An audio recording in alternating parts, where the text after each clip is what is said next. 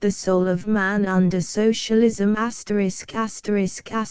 transcribed from the 1909 Arthur L. Humphreys edition by David Price. Email ccx074@pglaf.org. The Soul of Man, London, Arthur L. Humphreys, 1900. Second impression. The soul of man. The chief advantage that would result from the establishment of socialism is, undoubtedly, the fact that socialism would relieve us from that sordid necessity of living for others which, in the present condition of things, presses so hardly upon almost everybody. In fact, scarcely anyone at all escapes. Now and then, in the course of the century, a great man of science, like Darwin, a great poet, like Keats, a fine critical spirit, like M. Renan, a supreme artist, like Flaubert, has been able to isolate himself, to keep himself out of reach of the clamorous claims of others, to stand under the shelter of the wall as Plato puts it, and so to realize the perfection of what was in him, to his own incomparable gain, and to the incomparable and lasting gain of the whole world. These, however, are exceptions. The majority of people spoil their lives by an unhealthy and exaggerated altruism, are forced, indeed, so to spoil them. They find themselves surrounded by hideous poverty, by hideous ugliness, by hideous starvation. It is inevitable that they should be strongly moved by all this. The emotions of man are stirred more quickly than man's intelligence, and, as I pointed out some time ago in an article on the function of criticism, it is much more easy to have sympathy with suffering than it is to have sympathy with thought. Accordingly, with admirable, though misdirected intentions, they very seriously and very sentimentally set themselves to the task of remedying the evils that they see. But their remedies do not cure the disease, they merely prolong it. Indeed, their remedies are part of the disease. They try to solve the problem of poverty, for instance, by keeping the poor alive, or, in the case of a very advanced school, by amusing the poor. But this is not a solution, it is an aggravation of the difficulty. The proper aim is to try and reconstruct society on such a basis that poverty will be impossible. And the altruistic virtues have really prevented the carrying out of this aim.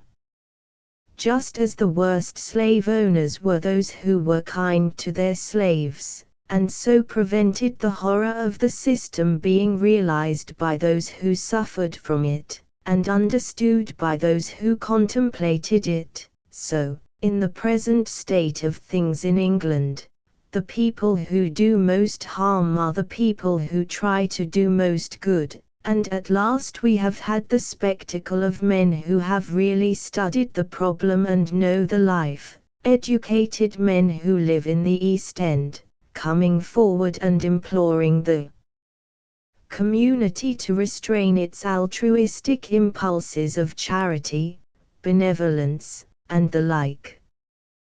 They do so on the ground that such charity degrades and demoralizes. They are perfectly right. Charity creates a multitude of sins. There is also this to be said. It is immoral to use private property in order to alleviate the horrible evils that result from the institution of private property. It is both immoral and unfair. Under socialism all this will, of course, be altered. There will be no people living in fetid dens and fetid rags, and bringing up unhealthy, hunger-pinched children in the midst of impossible and absolutely repulsive surroundings. The security of society will not depend, as it does now, on the state of the weather. If a frost comes, we shall not have 100,000 men out of work, tramping about the streets in a state of disgusting misery, or whining to their neighbors for alms, or crowding round the doors of loathsome shelters to try and secure a hunch of bread and a night's unclean lodging. Each member of the society will share in the general prosperity and happiness of the society, and if a frost comes, no one will practically be anything the worse. Upon the other hand, socialism itself will be of value simply because it will lead to individualism. Socialism, communism, or whatever one chooses to call it, by converting private property into public wealth, and substituting cooperation for competition, will restore society to its proper condition of a thoroughly healthy organism, and ensure the material well-being of each member of the community. It will, in fact, give life its proper basis and its proper environment. But for the full development of life to its highest mode of perfection, something more is needed. What is needed is individualism. If the socialism is authoritarian, if there are governments armed with economic power as they are now with political power, if, in a word, we are to have industrial tyrannies, then the last state of man will be worse than the first. At present, in consequence of the existence of private property, a great many people are enabled to develop a certain very limited amount of individualism. They are either under no necessity to work for their living, or are enabled to choose the sphere of activity that is really congenial to them, and gives them pleasure. These are the poets, the philosophers, the men of science, the men of culture, in a word, the real men, the men who have realized themselves, and in whom all humanity gains a partial realization. Upon the other hand, there are a great many people who, having no private property of their own, and being always on the brink of sheer starvation, are compelled to do the work of beasts of burden, to do work that is quite uncongenial to them, and to which they are forced by the peremptory, unreasonable, degrading tyranny of want. These are the poor, and amongst them there is no grace of manner, or charm of speech, or civilization, or culture, or refinement in pleasures, or joy of life. From their collective force humanity gains much in material prosperity.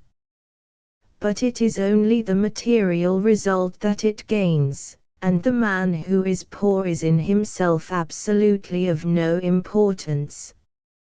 He is merely the infinitesimal atom of a force that, so far from regarding him, crushes him, indeed, prefers him crushed, as in that case he is far more obedient. Of course, it might be said that the individualism generated under conditions of private property is not always, or even as a rule, of a fine or wonderful type, and that the poor, if they have not culture and charm, have still many virtues. Both these statements would be quite true. The possession of private property is very often extremely demoralizing, and that is, of course, one of the reasons why socialism wants to get rid of the institution.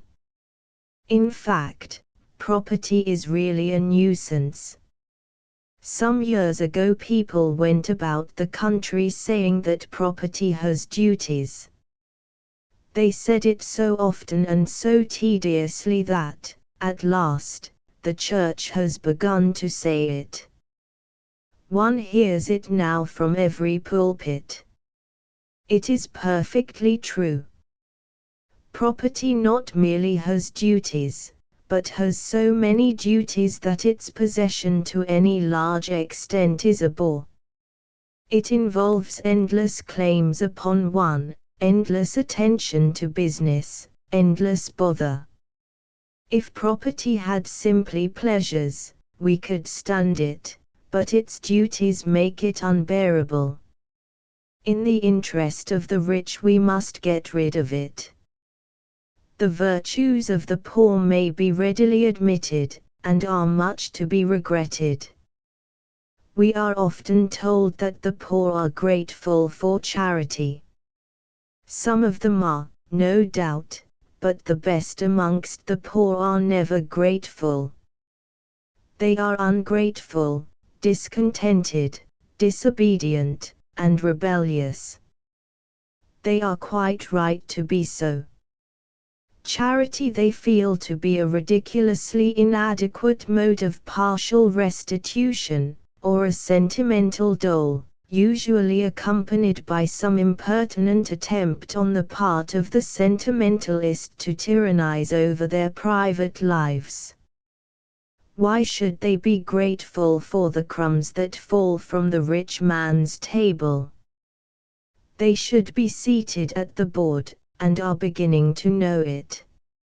As for being discontented, a man who would not be discontented with such surroundings and such a low mode of life would be a perfect brute. Disobedience, in the eyes of anyone who has read history, is man's original virtue. It is through disobedience that progress has been made, through disobedience and through rebellion. Sometimes the poor are praised for being thrifty. But to recommend thrift to the poor is both grotesque and insulting.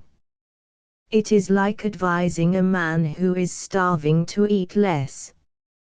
For a town or country laborer to practice thrift would be absolutely immoral. Man should not be ready to show that he can live like a badly fed animal. He should decline to live like that, and should either steal or go on the raids, which is considered by many to be a form of stealing. As for begging, it is safer to beg than to take, but it is finer to take than to beg. No, a poor man who is ungrateful, unthrifty, discontented, and rebellious, is probably a real personality, and has much in him. He is at any rate a healthy protest. As for the virtuous poor, one can pity them, of course, but one cannot possibly admire them. They have made private terms with the enemy, and sold their birthright for very bad pottage. They must also be extraordinarily stupid. I can quite understand a man accepting laws that protect private property, and admit of its accumulation, as long as he himself is able under those conditions to realize some form of beautiful and intellectual life. But it is almost incredible to me how a man whose life is marred and made hideous by such laws can possibly acquiesce in their continuance. However, the explanation is not really difficult to find. It is simply this. Misery and poverty are so absolutely degrading, and exercise such a paralyzing effect over the nature of men, that no class is ever really conscious of its own suffering. They have to be told of it by other people, and they often entirely disbelieve them. What is said by great employers of labor against agitators is unquestionably true. Agitators are a set of interfering, meddling people, who come down to some perfectly contented class of the community, and sow the seeds of discontent amongst them. That is the reason why agitators are so absolutely necessary. Without them, in our incomplete state, there would be no advance towards civilization. Slavery was put down in America, not in consequence of any action on the part of the slaves, or even any express desire on their part that they should be free.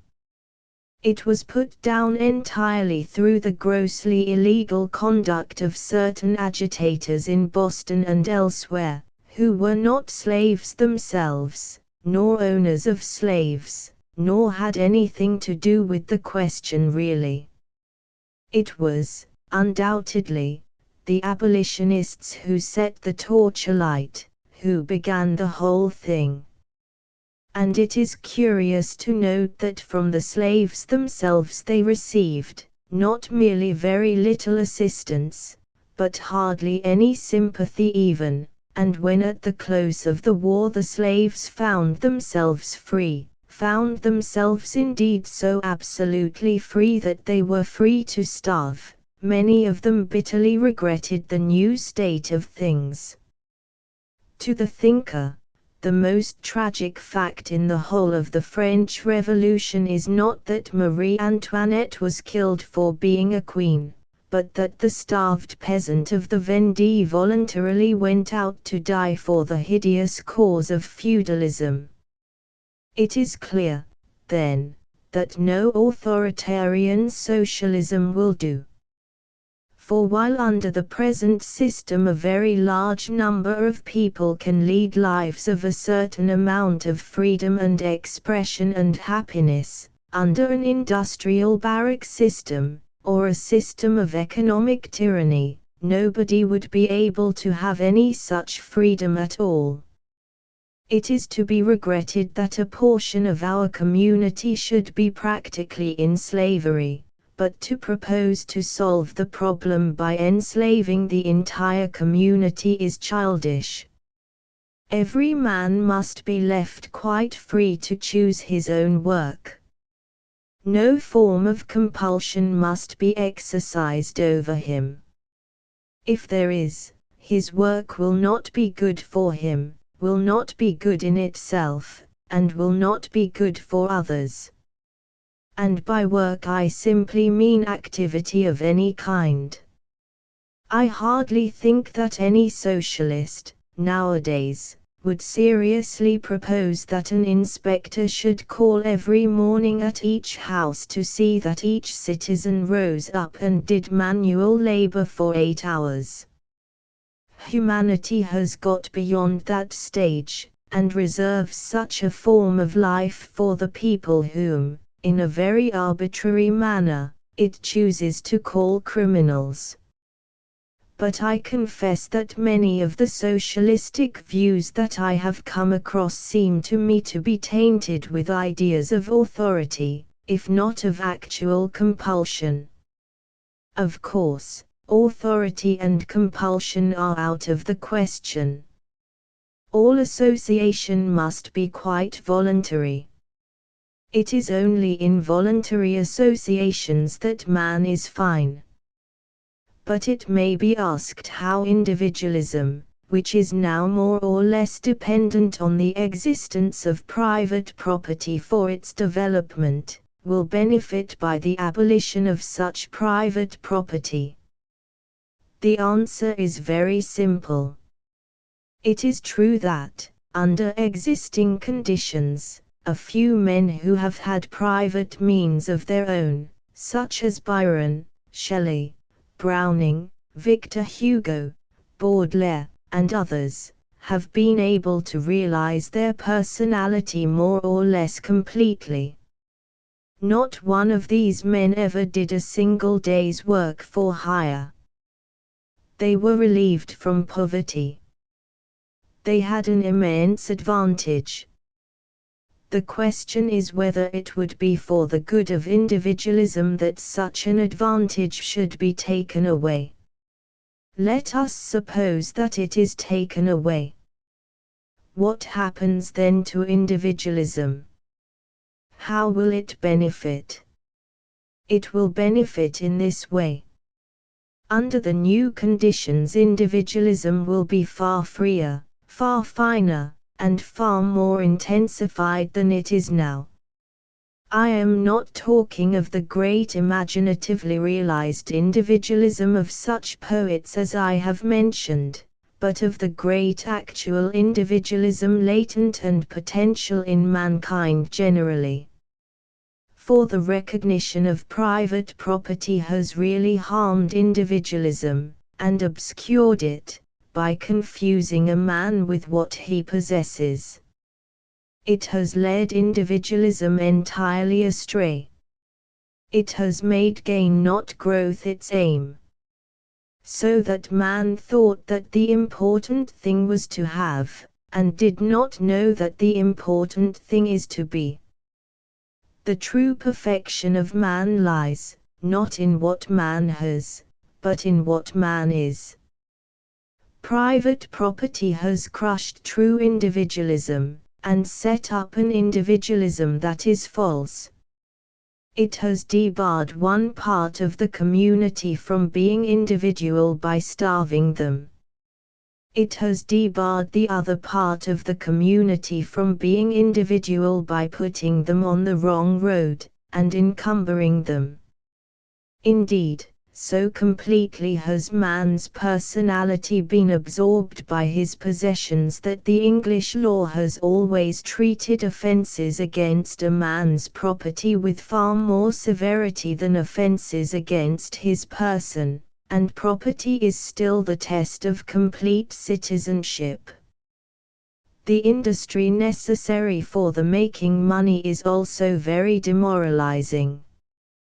In a community like ours, where property confers immense distinction, social position, honor, respect, titles, and other pleasant things of the kind, man, being naturally ambitious, makes it his aim to accumulate this property, and goes on wearily and tediously accumulating it long after he has got far more than he wants, or can use, or enjoy, or perhaps even know of.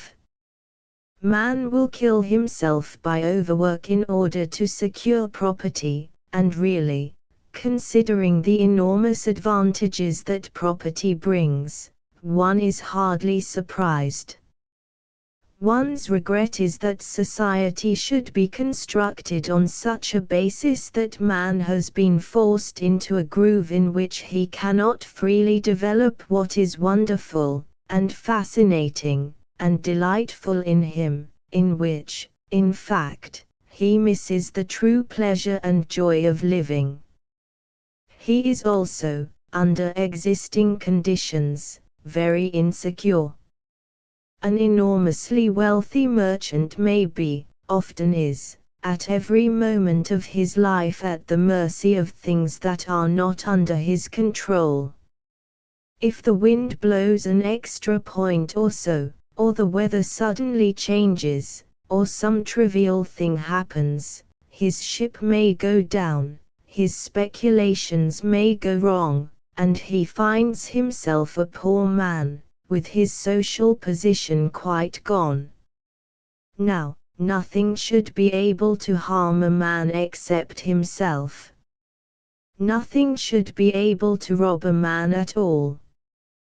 What a man really has, is what is in him. What is outside of him should be a matter of no importance. With the abolition of private property, then, we shall have true, beautiful, healthy individualism. Nobody will waste his life in accumulating things, and the symbols for things. One will live. To live is the rarest thing in the world. Most people exist, that is all. It is a question whether we have ever seen the full expression of a personality, except on the imaginative plane of art. In action, we never have. Caesar, says Mommsen, was the complete and perfect man. But how tragically insecure was Caesar? Wherever there is a man who exercises authority, there is a man who resists authority. Caesar was very perfect, but his perfection traveled by too dangerous a road. Marcus Aurelius was the perfect man, says Renan. Yes, the great emperor was a perfect man. But how intolerable were the endless claims upon him. He staggered under the burden of the empire. He was conscious how inadequate one man was to bear the weight of that titan and too vast orb. What I mean by a perfect man is one who develops under perfect conditions, one who is not wounded, or worried or maimed, or in danger. Most personalities have been obliged to be rebels. Half their strength has been wasted in friction. Byron's personality, for instance, was terribly wasted in its battle with the stupidity, and hypocrisy, and Philistinism of the English. Such battles do not always intensify strength, they often exaggerate weakness. Byron was never able to give us what he might have given us. Shelley escaped better. Like Byron, he got out of England as soon as possible. But he was not so well known. If the English had had any idea of what a great poet he really was, they would have fallen on him with tooth and nail, and made his life as unbearable to him as they possibly could. But he was not a remarkable figure in society, and consequently he escaped, to a certain degree. Still, even in Shelley the note of rebellion is sometimes too strong. The note of the perfect personality is not rebellion, but peace. It will be a marvelous thing, the true personality of man, when we see it. It will grow naturally and simply, flower-like, or as a tree grows. It will not be at discord. It will never argue or dispute. It will not prove things.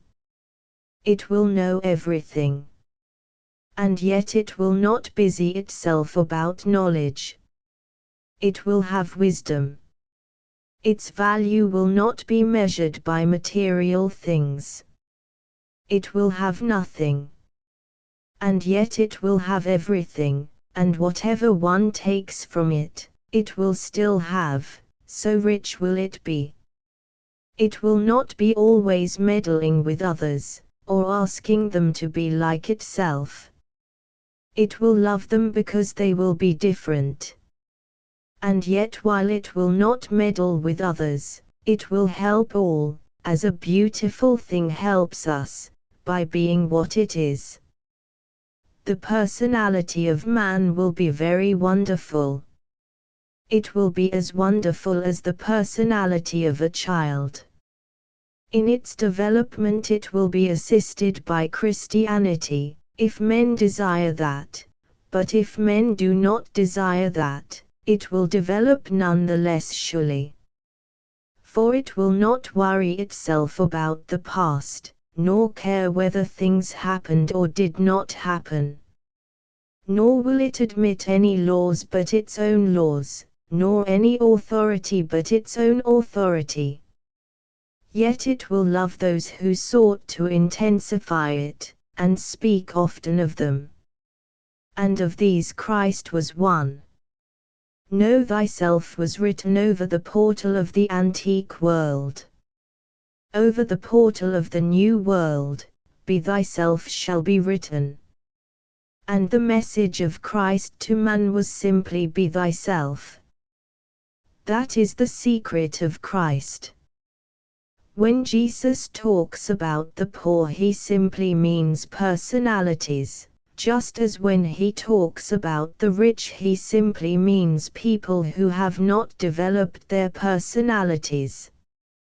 Jesus moved in a community that allowed the accumulation of private property just as ours does, and the gospel that he preached was not that in such a community it is an advantage for a man to live on scanty, unwholesome food, to wear ragged, unwholesome clothes, to sleep in horrid, unwholesome dwellings, and a disadvantage for a man to live under healthy, pleasant, and decent conditions.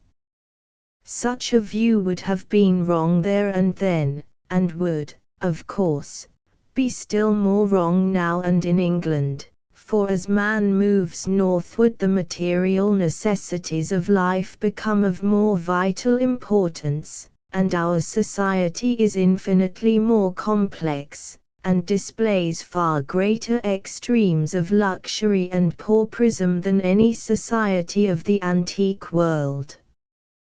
What Jesus meant was this. He said to man, "You have a wonderful personality. Develop it. Be yourself. Don't imagine that your perfection lies in accumulating or possessing external things. Your affection is inside of you. If only you could realize that, you would not want to be rich. Ordinary riches can be stolen from a man. Real riches cannot. In the treasury house of your soul, there are infinitely precious things that may not be taken from you. And so, try to so shape your life that external things will not harm you. And try also to get rid of personal property. It involves sordid preoccupation, endless industry, continual wrong. Personal property hinders individualism at every step. It is to be noted that Jesus never says that impoverished people are necessarily good, or wealthy people necessarily bad. That would not have been true. Wealthy people are, as a class, better than impoverished people, more moral, more intellectual, more well-behaved. There is only one class in the community that thinks more about money than the rich, and that is the poor.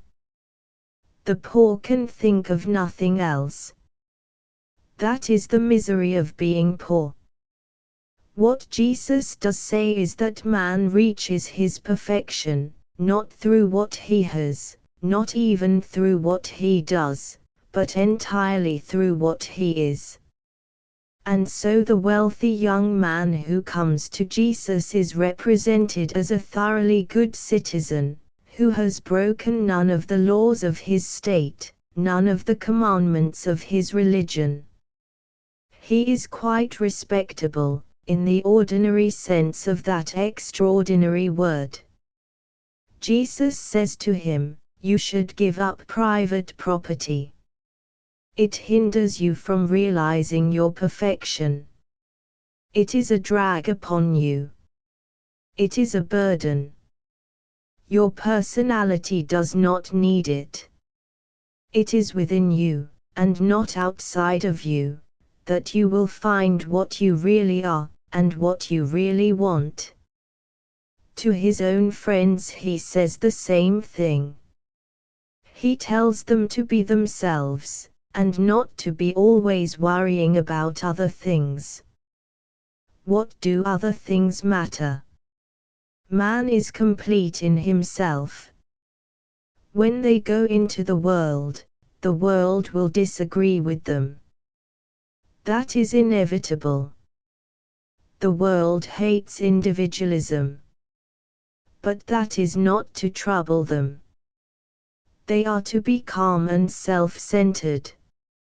If a man takes their cloak, they are to give him their coat, just to show that material things are of no importance. If people abuse them, they are not to answer back. What does it signify? The things people say of a man do not alter a man. He is what he is. Public opinion is of no value whatsoever. Even if people employ actual violence, they are not to be violent in turn. That would be to fall to the same low level. After all, even in prison, a man can be quite free. His soul can be free. His personality can be untroubled. He can be at peace. And, above all things, they are not to interfere with other people or judge them in any way. Personality is a very mysterious thing. A man cannot always be estimated by what he does. He may keep the law, and yet be worthless. He may break the law, and yet be fine. He may be bad, without ever doing anything bad. He may commit a sin against society, and yet realize through that sin his true perfection. There was a woman who was taken in adultery. We are not told the history of her love, but that love must have been very great, for Jesus said that her sins were forgiven her, not because she repented, but because her love was so intense and wonderful. Later on, a short time before his death, as he sat at a feast, the woman came in and poured costly perfumes on his hair.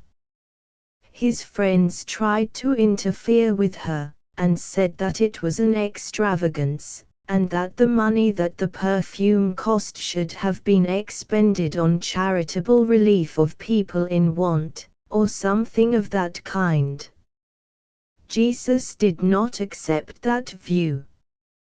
He pointed out that the material needs of man were great and very permanent, but that the spiritual needs of man were greater still, and that in one divine moment, and by selecting its own mode of expression, a personality might make itself perfect. The world worships the woman, even now, as a saint. Yes, there are suggestive things in individualism. Socialism annihilates family life, for instance. With the abolition of private property, marriage in its present form must disappear. This is part of the program. Individualism accepts this and makes it fine. It converts the abolition of legal restraint into a form of freedom that will help the full development of personality, and make the love of man and woman more wonderful, more beautiful, and more ennobling. Jesus knew this. He rejected the claims of family life, although they existed in his day and community in a very marked form. "Who is my mother? Who are my brothers?" he said, when he was told that they wished to speak to him. When one of his followers asked leave to go and bury his father, "Let the dead bury the dead," was his terrible answer. He would allow no claim whatsoever to be made on personality. And so he who would lead a Christ-like life is he who is perfectly and absolutely himself. He may be a great poet, or a great man of science, or a young student at a university, or one who watches sheep upon a moor, or a maker of dramas, like Shakespeare, or a thinker about God, like Spinoza, or a child who plays in a garden, or a fisherman who throws his net into the sea. It does not matter what he is, as long as he realizes the perfection of the soul that is within him. All imitation in morals and in life is wrong. Through the streets of Jerusalem at the present day crawls one who is mad and carries a wooden cross on his shoulders. He is a symbol of the lives that are marred by imitation. Father Damien was Christ-like when he went out to live with the lepers, because in such service he realized fully what was best in him.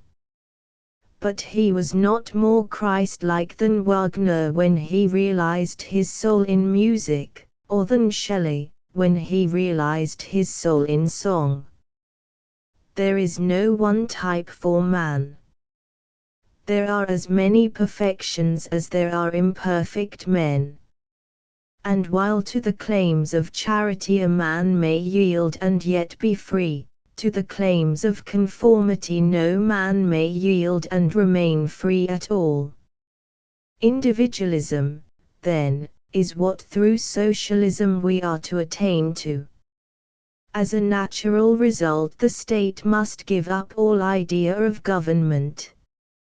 It must give it up because, as a wise man once said many centuries before Christ, there is such a thing as leaving mankind alone, there is no such thing as governing mankind. All modes of government are failures. Despotism is unjust to everybody, including the despot, who was probably made for better things. Oligarchies are unjust to the many, and autocracies are unjust to the few. High hopes were once formed of democracy, but democracy means simply the bludgeoning of the people by the people for the people. It has been found out. I must say that it was high time, for all authority is quite degrading. It degrades those who exercise it, and degrades those over whom it is exercised. When it is violently, grossly, and cruelly used, it produces a good effect, by creating, or at any rate bringing out, the spirit of revolt and individualism that is to kill it. When it is used with a certain amount of kindness, and accompanied by prizes and rewards, it is dreadfully demoralizing. People, in that case, are less conscious of the horrible pressure that is being put on them, and so go through their lives in a sort of coarse comfort, like petted animals, without ever realizing that they are probably thinking other people's thoughts, living by other people's standards, wearing practically what one may call other people's second-hand clothes, and never being themselves for a single moment. He who would be free, says a fine thinker, must not conform. And authority, by bribing people to conform, produces a very gross kind of overfed barbarism amongst us. With authority, punishment will pass away. This will be a great gain, a gain, in fact, of incalculable value. As one reads history, not in the expurgated editions written for schoolboys and passmen, but in the original authorities of each time, one is absolutely sickened, not by the crimes that the wicked have committed, but by the punishments that the good have inflicted, and a community is infinitely more brutalized by the habitual employment of punishment, than it is by the occurrence of crime. It obviously follows that the more punishment is inflicted, the more crime is produced, and most modern legislation has clearly recognized this, and has made it its task to diminish punishment as far as it thinks it can. Wherever it has really diminished it, the results have always been extremely good. The less punishment, the less crime. When there is no punishment at all, crime will either cease to exist, or, if it occurs, will be treated by physicians as a very distressing form of dementia, to be cured by care and kindness. For what are called criminals nowadays are not criminals at all. Starvation, and not sin, is the parent of modern crime. That indeed is the reason why our criminals are, as a class, so absolutely uninteresting from any psychological point of view. They are not marvelous Macbeths and terrible Vautrins. They are merely what ordinary, respectable, commonplace people would be if they had not got enough to eat. When private property is abolished, there will be no necessity for crime, no demand for it, it will cease to exist. Of course, all crimes are not crimes against property, though such are the crimes that the English law, valuing what a man has more than what a man is, punishes with the harshest and most horrible severity, if we accept the crime of murder, and regard death as worse than penal servitude, a point on which our criminals, I believe, disagree. But though a crime may not be against property, it may spring from the misery and rage and depression produced by our wrong system of property holding, and so, when that system is abolished, will disappear. When each member of the community has sufficient for his wants, and is not interfered with by his neighbor, it will not be an object of any interest to him to interfere with anyone else. Jealousy, which is an extraordinary source of crime in modern life, is an emotion closely bound up with our conceptions of property, and under socialism and individualism will die out. It is remarkable that in communistic tribes jealousy is entirely unknown. Now, as the state is not to govern, it may be asked what the state is to do. The state is to be a voluntary association that will organize labor, and be the manufacturer and distributor of necessary commodities. The state is to make what is useful. The individual is to make what is beautiful. And as I have mentioned the word labor, I cannot help saying that a great deal of nonsense is being written and talked nowadays about the dignity of manual labor. There is nothing necessarily dignified about manual labor at all, and most of it is absolutely degrading. It is mentally and morally injurious to man to do anything in which he does not find pleasure, and many forms of labor are quite pleasureless activities, and should be regarded as such. To sweep a slushy crossing for 8 hours, on a day when the east wind is blowing, is a disgusting occupation.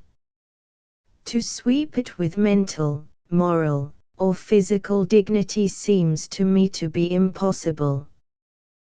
To sweep it with joy would be appalling. Man is made for something better than disturbing dirt. All work of that kind should be done by a machine. And I have no doubt that it will be so.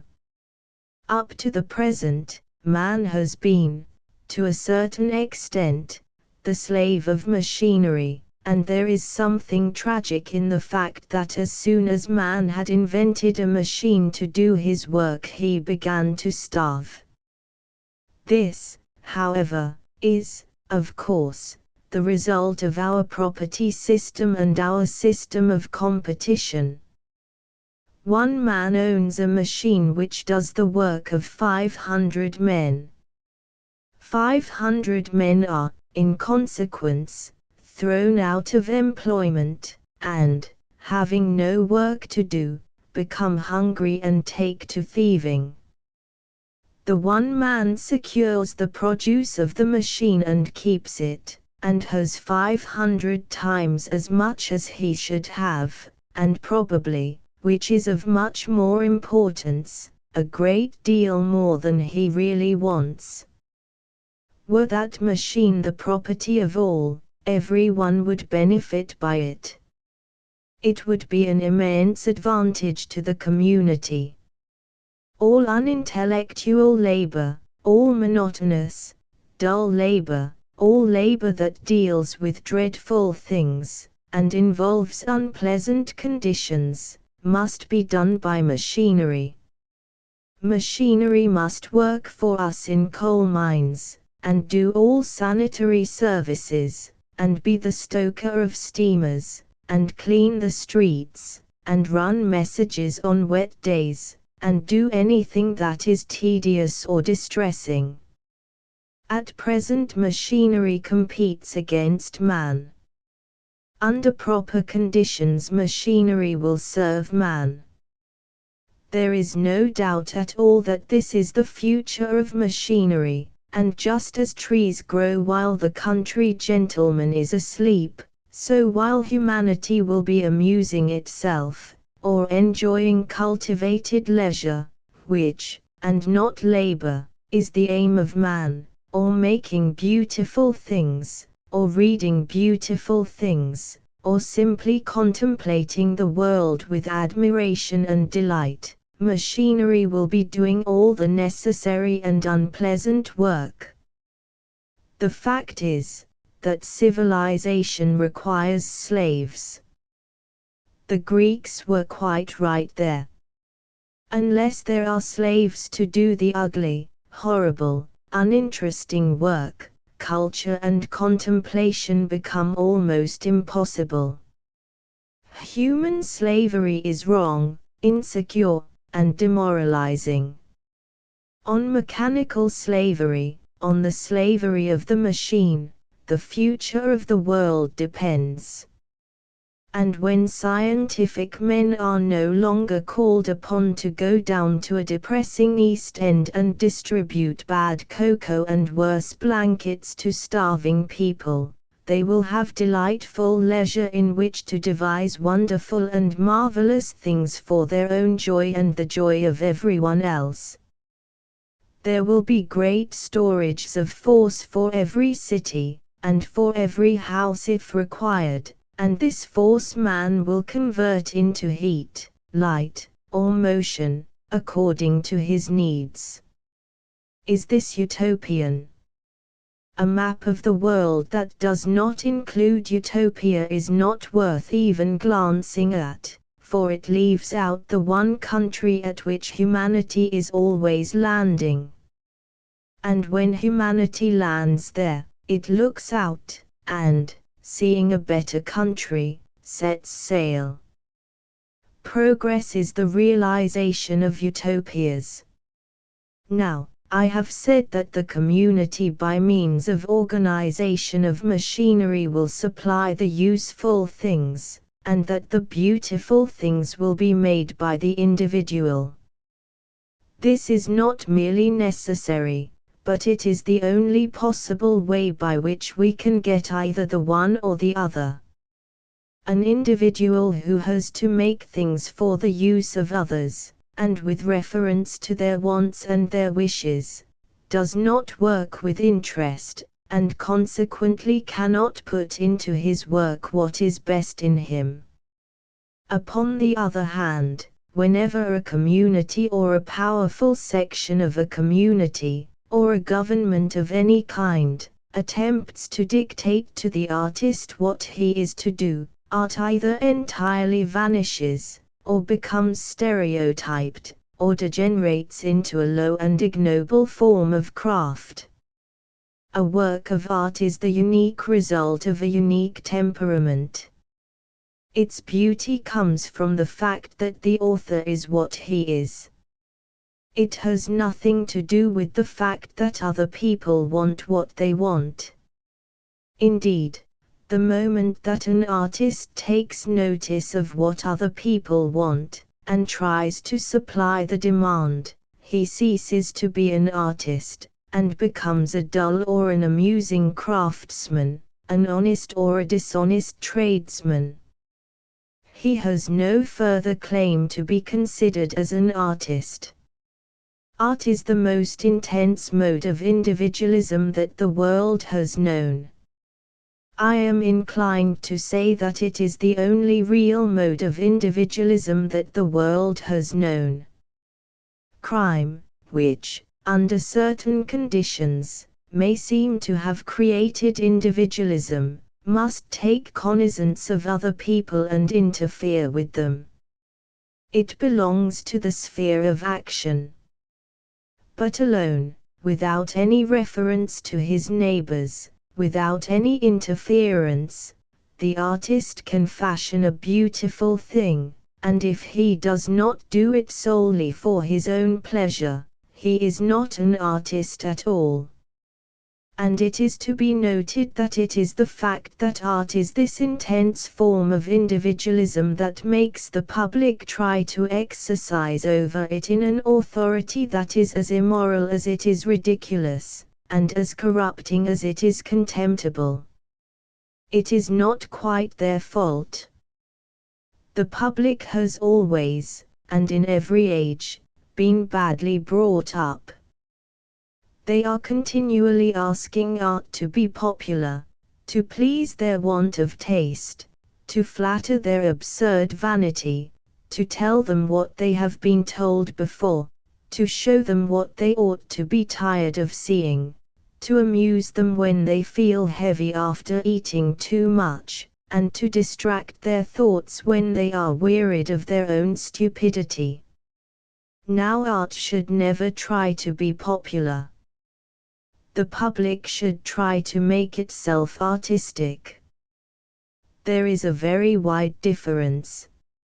If a man of science were told that the results of his experiments, and the conclusions that he arrived at, should be of such a character that they would not upset the received popular notions on the subject, or disturb popular prejudice, or hurt the sensibilities of people who knew nothing about science, if a philosopher were told that he had a perfect right to speculate in the highest spheres of thought, provided that he arrived at the same conclusions as were held by those who had never thought in any sphere at all, well, nowadays the man of science and the philosopher would be considerably amused.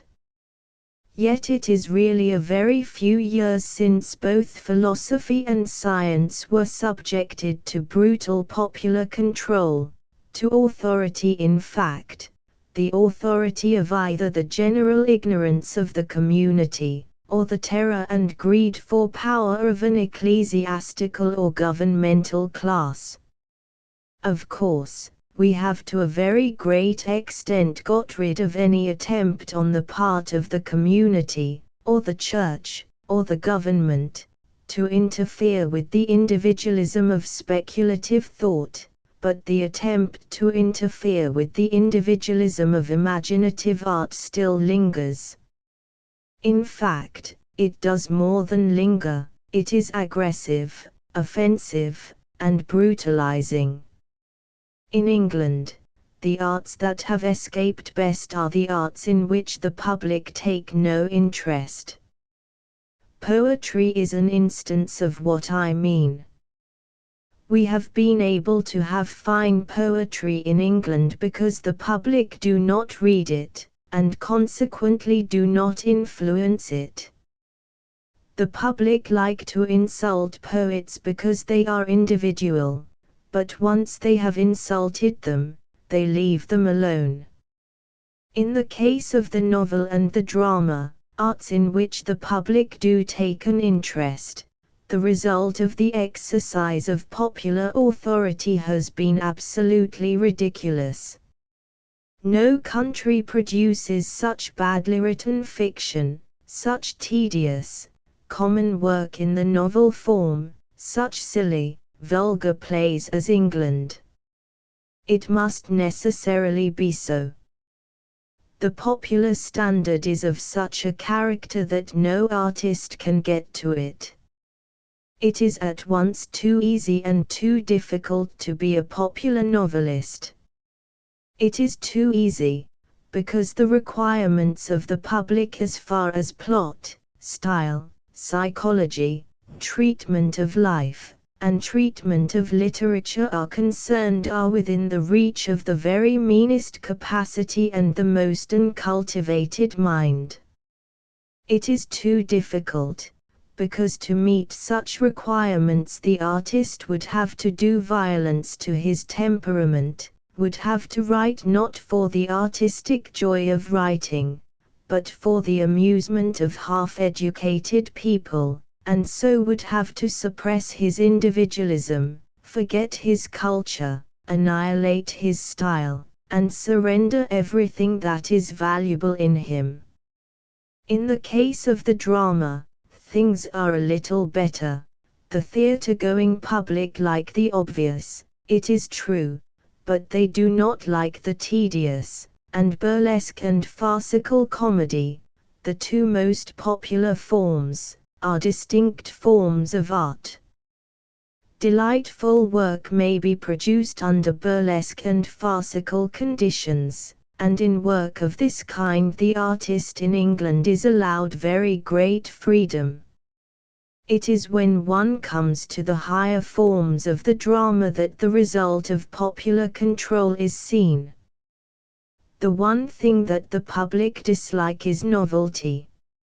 Any attempt to extend the subject matter of art is extremely distasteful to the public, and yet the vitality and progress of art depend in a large measure on the continual extension of subject matter. The public dislike novelty because they are afraid of it. It represents to them a mode of individualism, an assertion on the part of the artist that he selects his own subject, and treats it as he chooses. The public are quite right in their attitude. Art is individualism, and individualism is a disturbing and disintegrating force. Therein lies its immense value. For what it seeks to disturb is monotony of type, slavery of custom, tyranny of habit, and the reduction of man to the level of a machine. In art, the public accept what has been, because they cannot alter it, not because they appreciate it. They swallow their classics whole, and never taste them. They endure them as the inevitable, and as they cannot mar them, they mouth about them. Strangely enough, or not strangely, according to one's own views, this acceptance of the classics does a great deal of harm.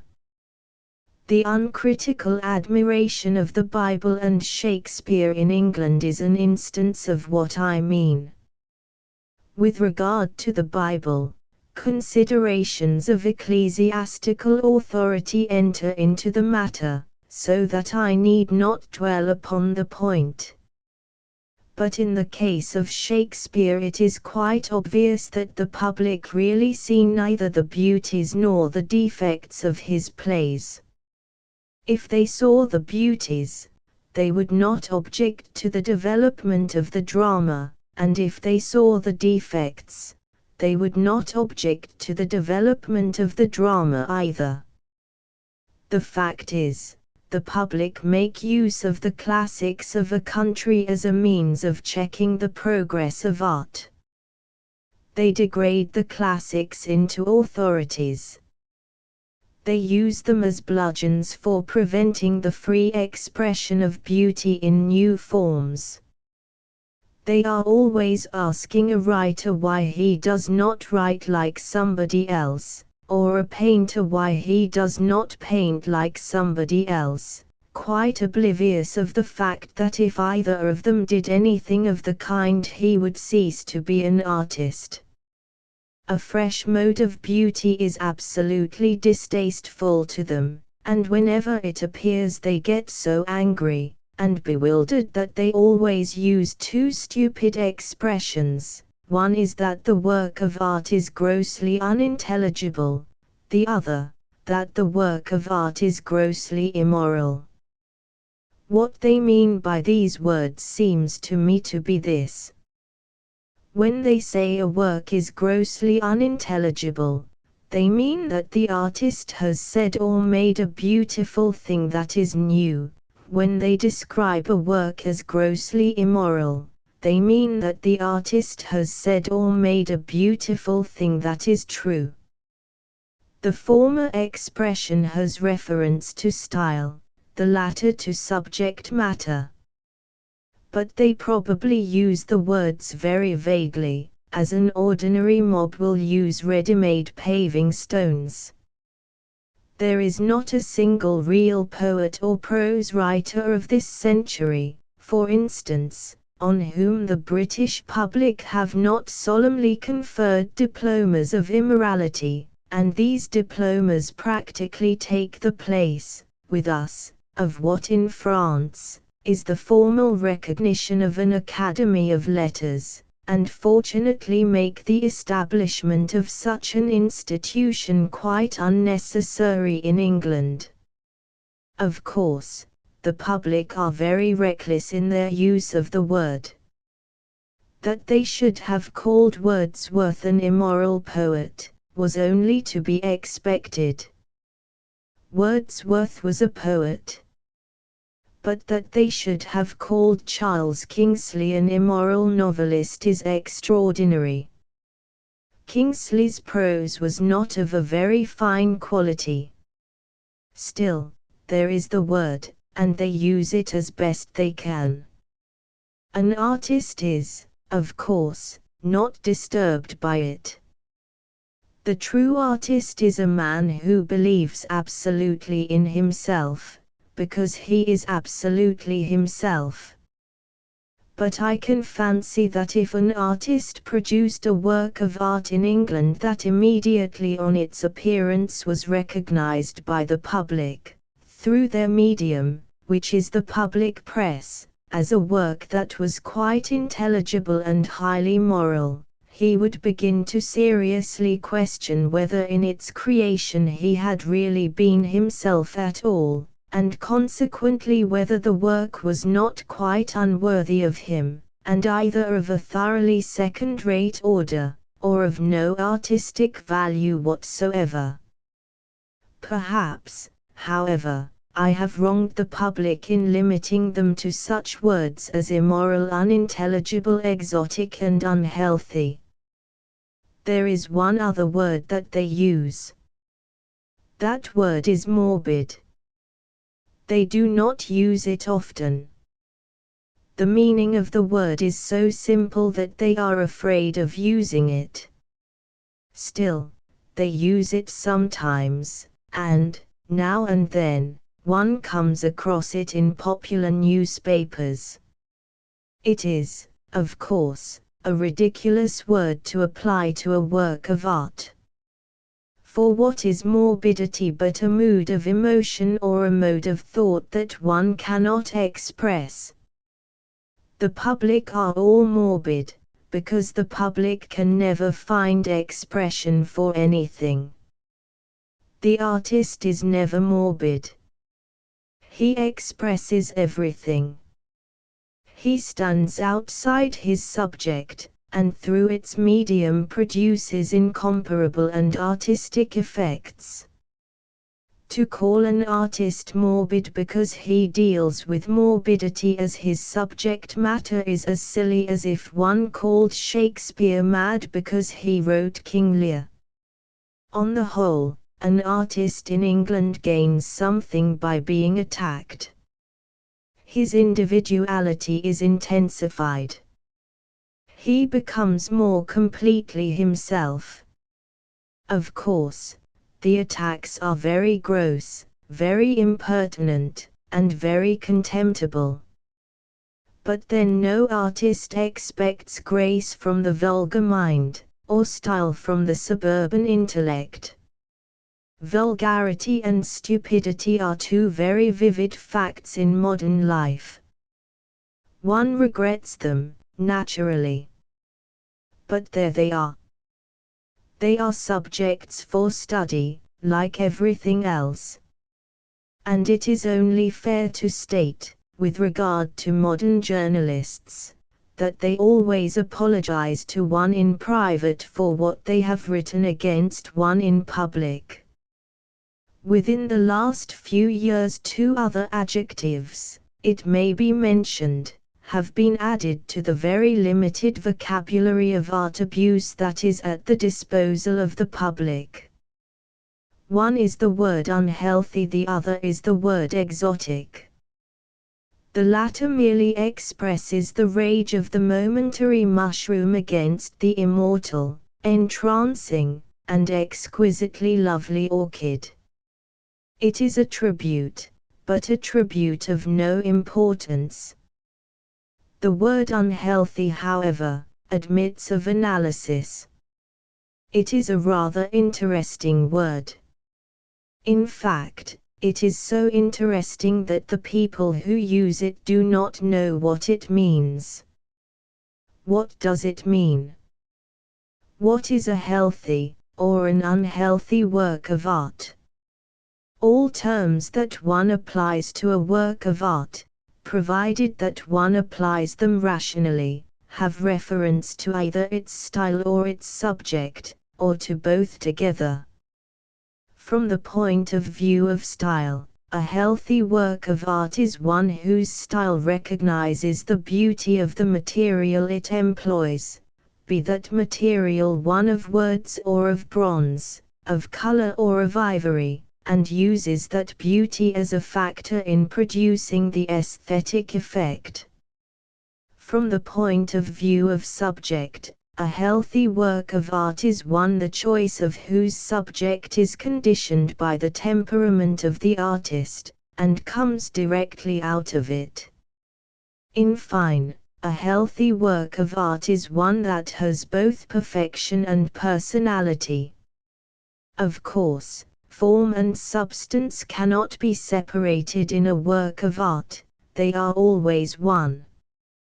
But for purposes of analysis, and setting the wholeness of aesthetic impression aside for a moment, we can intellectually so separate them.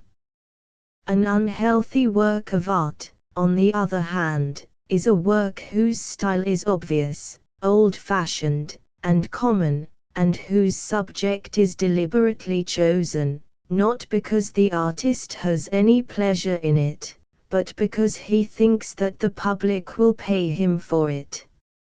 In fact, the popular novel that the public calls healthy is always a thoroughly unhealthy production, and what the public call an unhealthy novel is always a beautiful and healthy work of art. I need hardly say that I am not, for a single moment, complaining that the public and the public press misuse these words. I do not see how, with their lack of comprehension of what art is, they could possibly use them in the proper sense.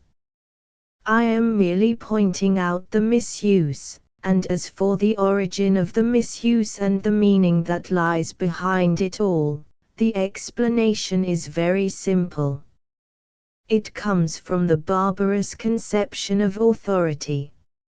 It comes from the natural inability of a community corrupted by authority to understand or appreciate individualism. In a word, it comes from that monstrous and ignorant thing that is called public opinion, which, bad and well-meaning as it is when it tries to control action, is infamous and of evil meaning when it tries to control thought or art. Indeed, there is much more to be said in favor of the physical force of the public than there is in favor of the public's opinion. The former may be fine. The latter must be foolish. It is often said that force is no argument. That, however, entirely depends on what one wants to prove. Many of the most important problems of the last few centuries, such as the continuance of personal government in England, or of feudalism in France, have been solved entirely by means of physical force. The very violence of a revolution may make the public grand and splendid for a moment. It was a fatal day when the public discovered that the pen is mightier than the paving stone, and can be made as offensive as the brickbat. They at once sought for the journalist, found him, developed him, and made him their industrious and well-paid servant. It is greatly to be regretted, for both their sakes. Behind the barricade there may be much that is noble and heroic. But what is there behind the leading article but prejudice, stupidity, cant, and twaddle? And when these four are joined together they make a terrible force, and constitute the new authority. In old days men had the rack. Now they have the press. That is an improvement certainly.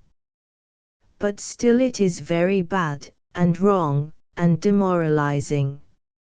Somebody, was it Burke, called journalism the fourth estate. That was true at the time, no doubt.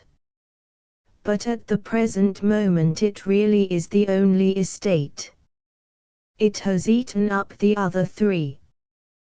The Lords temporal say nothing, the Lords spiritual have nothing to say, and the House of Commons has nothing to say and says it.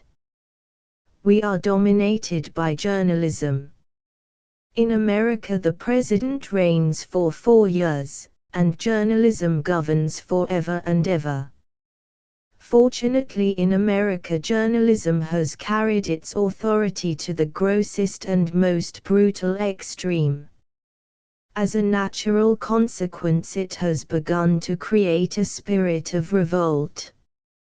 People are amused by it, or disgusted by it, according to their temperaments. But it is no longer the real force it was. It is not seriously treated. In England, journalism, not, except in a few well-known instances, having been carried to such excesses of brutality, is still a great factor, a really remarkable power. The tyranny that it proposes to exercise over people's private lives seems to me to be quite extraordinary. The fact is, that the public have an insatiable curiosity to know everything, except what is worth knowing. Journalism, conscious of this, and having tradesman-like habits, supplies their demands. In centuries before ours the public nailed the ears of journalists to the pump. That was quite hideous. In this century journalists have nailed their own ears to the keyhole. That is much worse.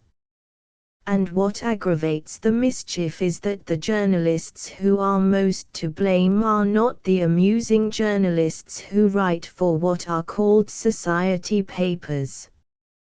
The harm is done by the serious, thoughtful, earnest journalists, who solemnly, as they are doing at present, will drag before the eyes of the public some incident in the private life of a great statesman, of a man who is a leader of political thought as he is a creator of political force, and invite the public to discuss the incident, to exercise authority in the matter, to give their views, and not merely to give their views, but to carry them into action, to dictate to the man upon all other points, to dictate to his party, to dictate to his country, in fact, to make themselves ridiculous, offensive, and harmful.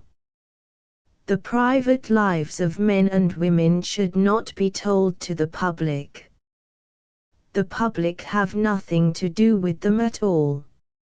In France they manage these things better. There they do not allow the details of the trials that take place in the divorce courts to be published for the amusement or criticism of the public. All that the public are allowed to know is that the divorce has taken place and was granted on petition of one or other or both of the married parties concerned. In France, in fact, they limit the journalist, and allow the artist almost perfect freedom. Here we allow absolute freedom to the journalist, and entirely limit the artist. English public opinion, that is to say, tries to constrain and impede and warp the man who makes things that are beautiful in effect, and compels the journalist to retail things that are ugly, or disgusting, or revolting in fact, so that we have the most serious journalists in the world, and the most indecent newspapers. It is no exaggeration to talk of compulsion. There are possibly some journalists who take a real pleasure in publishing horrible things, or who, being poor, look to scandals as forming a sort of permanent basis for an income. But there are other journalists, I feel certain, men of education and cultivation, who really dislike publishing these things, who know that it is wrong to do so, and only do it because the unhealthy conditions under which their occupation is carried on oblige them to supply the public with what the public wants, and to compete with other journalists in making that supply as full and satisfying to the gross popular appetite as possible. It is a very degrading position for any body of educated men to be placed in, and I have no doubt that most of them feel it acutely. However, let us leave what is really a very sordid side of the subject, and return to the question of popular control in the matter of art, by which I mean public opinion dictating to the artist the form which he is to use, the mode in which he is to use it, and the materials with which he is to work. I have pointed out that the arts which have escaped best in England are the arts in which the public have not been interested.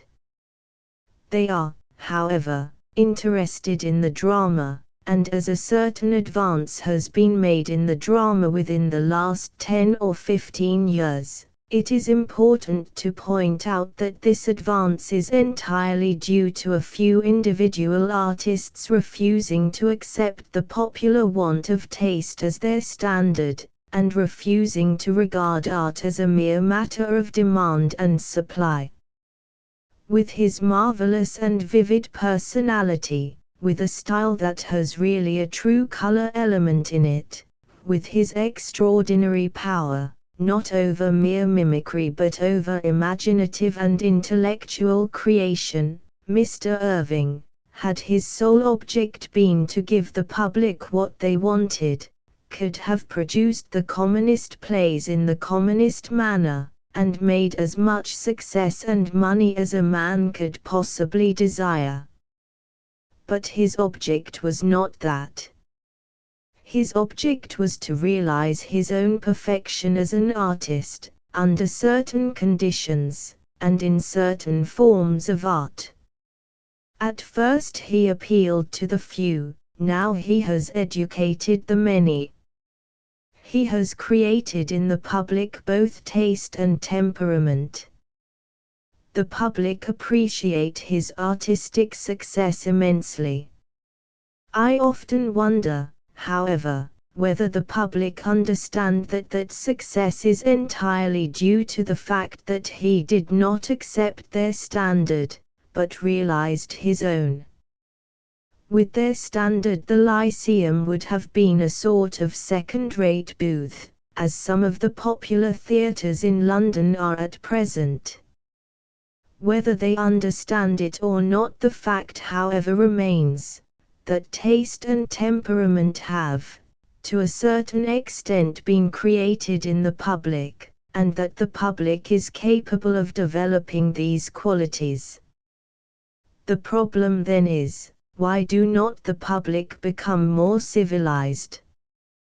They have the capacity. What stops them?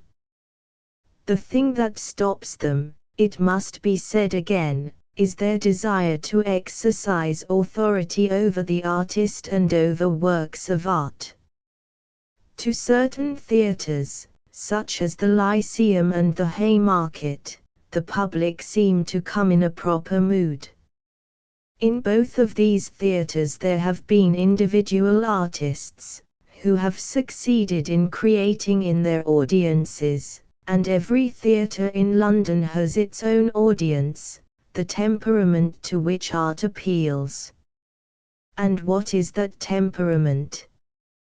It is the temperament of receptivity. That is all. If a man approaches a work of art with any desire to exercise authority over it and the artist, he approaches it in such a spirit that he cannot receive any artistic impression from it at all.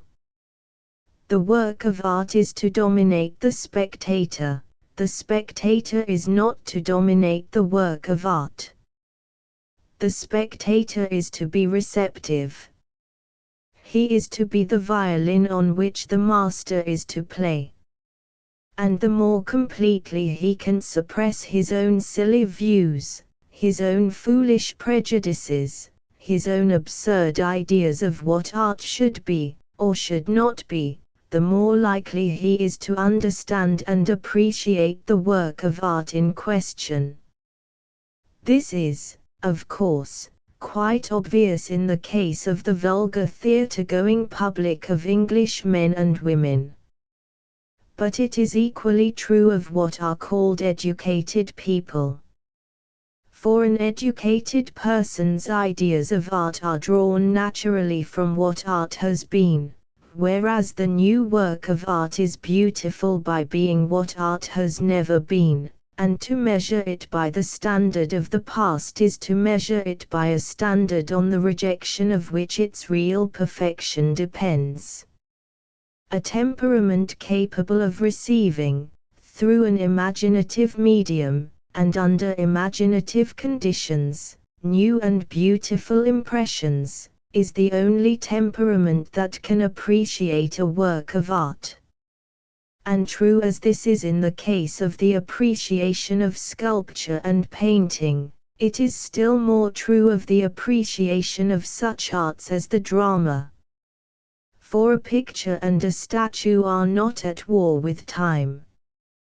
They take no count of its succession.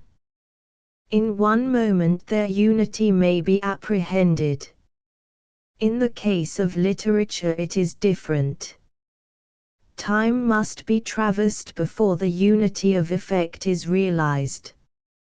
And so, in the drama, there may occur in the first act of the play something whose real artistic value may not be evident to the spectator till the third or fourth act is reached. Is the silly fellow to get angry and call out, and disturb the play, and annoy the artists? No. The honest man is to sit quietly, and know the delightful emotions of wonder, curiosity, and suspense. He is not to go to the play to lose a vulgar temper. He is to go to the play to realize an artistic temperament. He is to go to the play to gain an artistic temperament. He is not the arbiter of the work of art. He is one who is admitted to contemplate the work of art, and, if the work be fine, to forget in its contemplation and the egotism that mars him, the egotism of his ignorance, or the egotism of his information. This point about the drama is hardly, I think, sufficiently recognized. I can quite understand that were Macbeth produced for the first time before a modern London audience, many of the people present would strongly and vigorously object to the introduction of the witches in the first act, with their grotesque phrases and their ridiculous words. But when the play is over, one realizes that the laughter of the witches in Macbeth is as terrible as the laughter of madness in Lear, more terrible than the laughter of Iago in the tragedy of the Moor.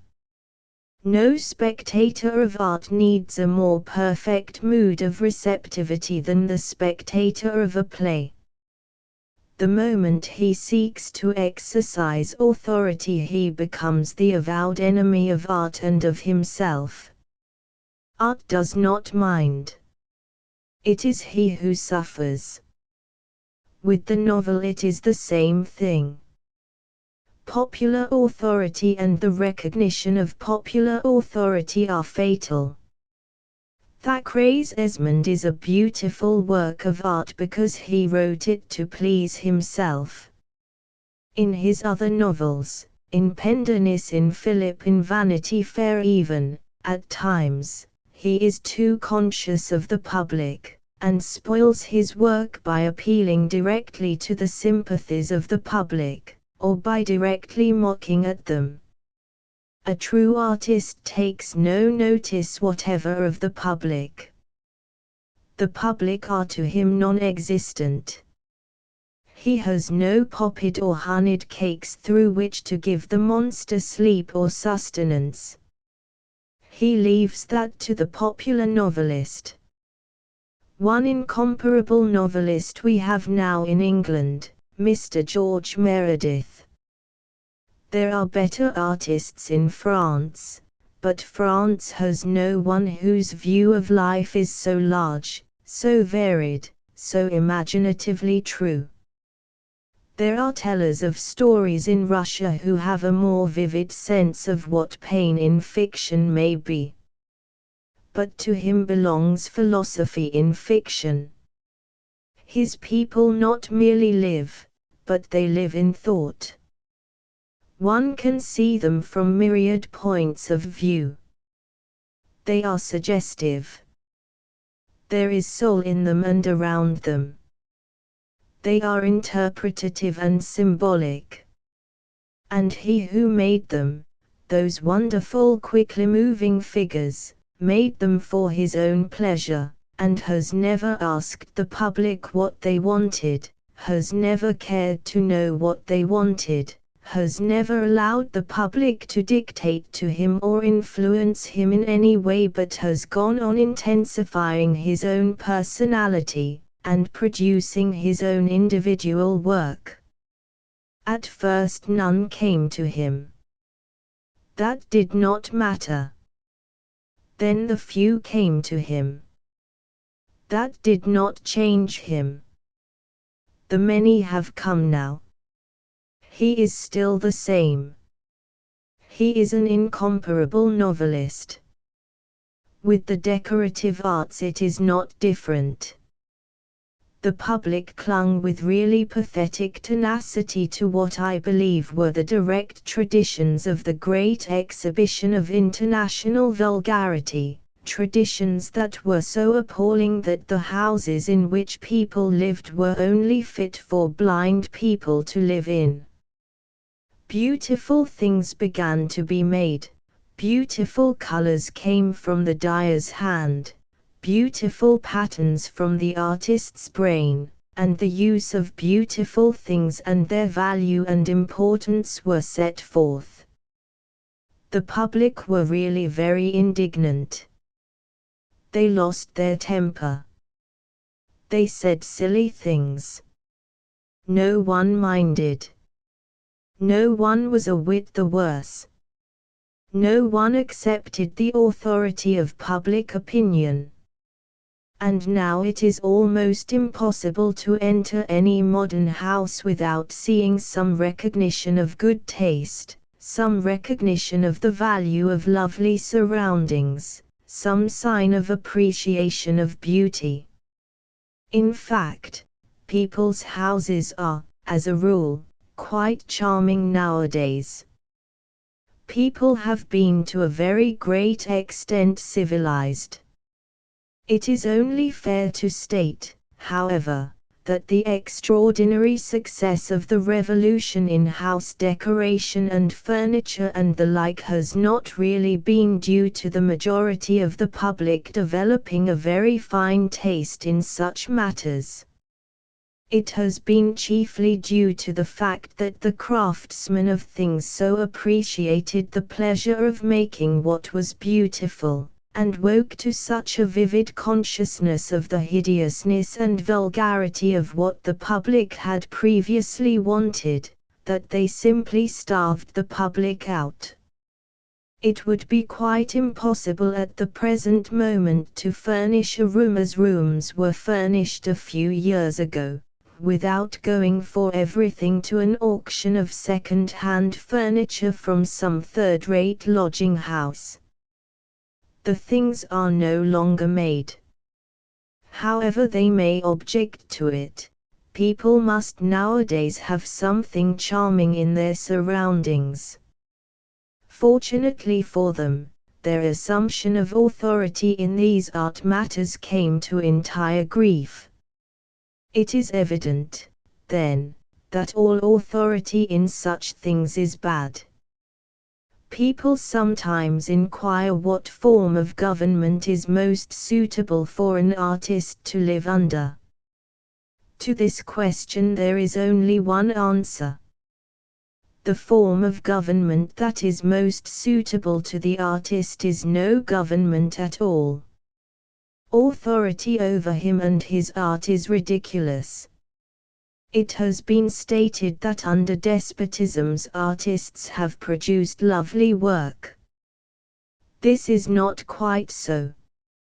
Artists have visited despots, not as subjects to be tyrannized over, but as wandering wonder-makers, as fascinating vagrant personalities, to be entertained and charmed and suffered to be at peace, and allowed to create.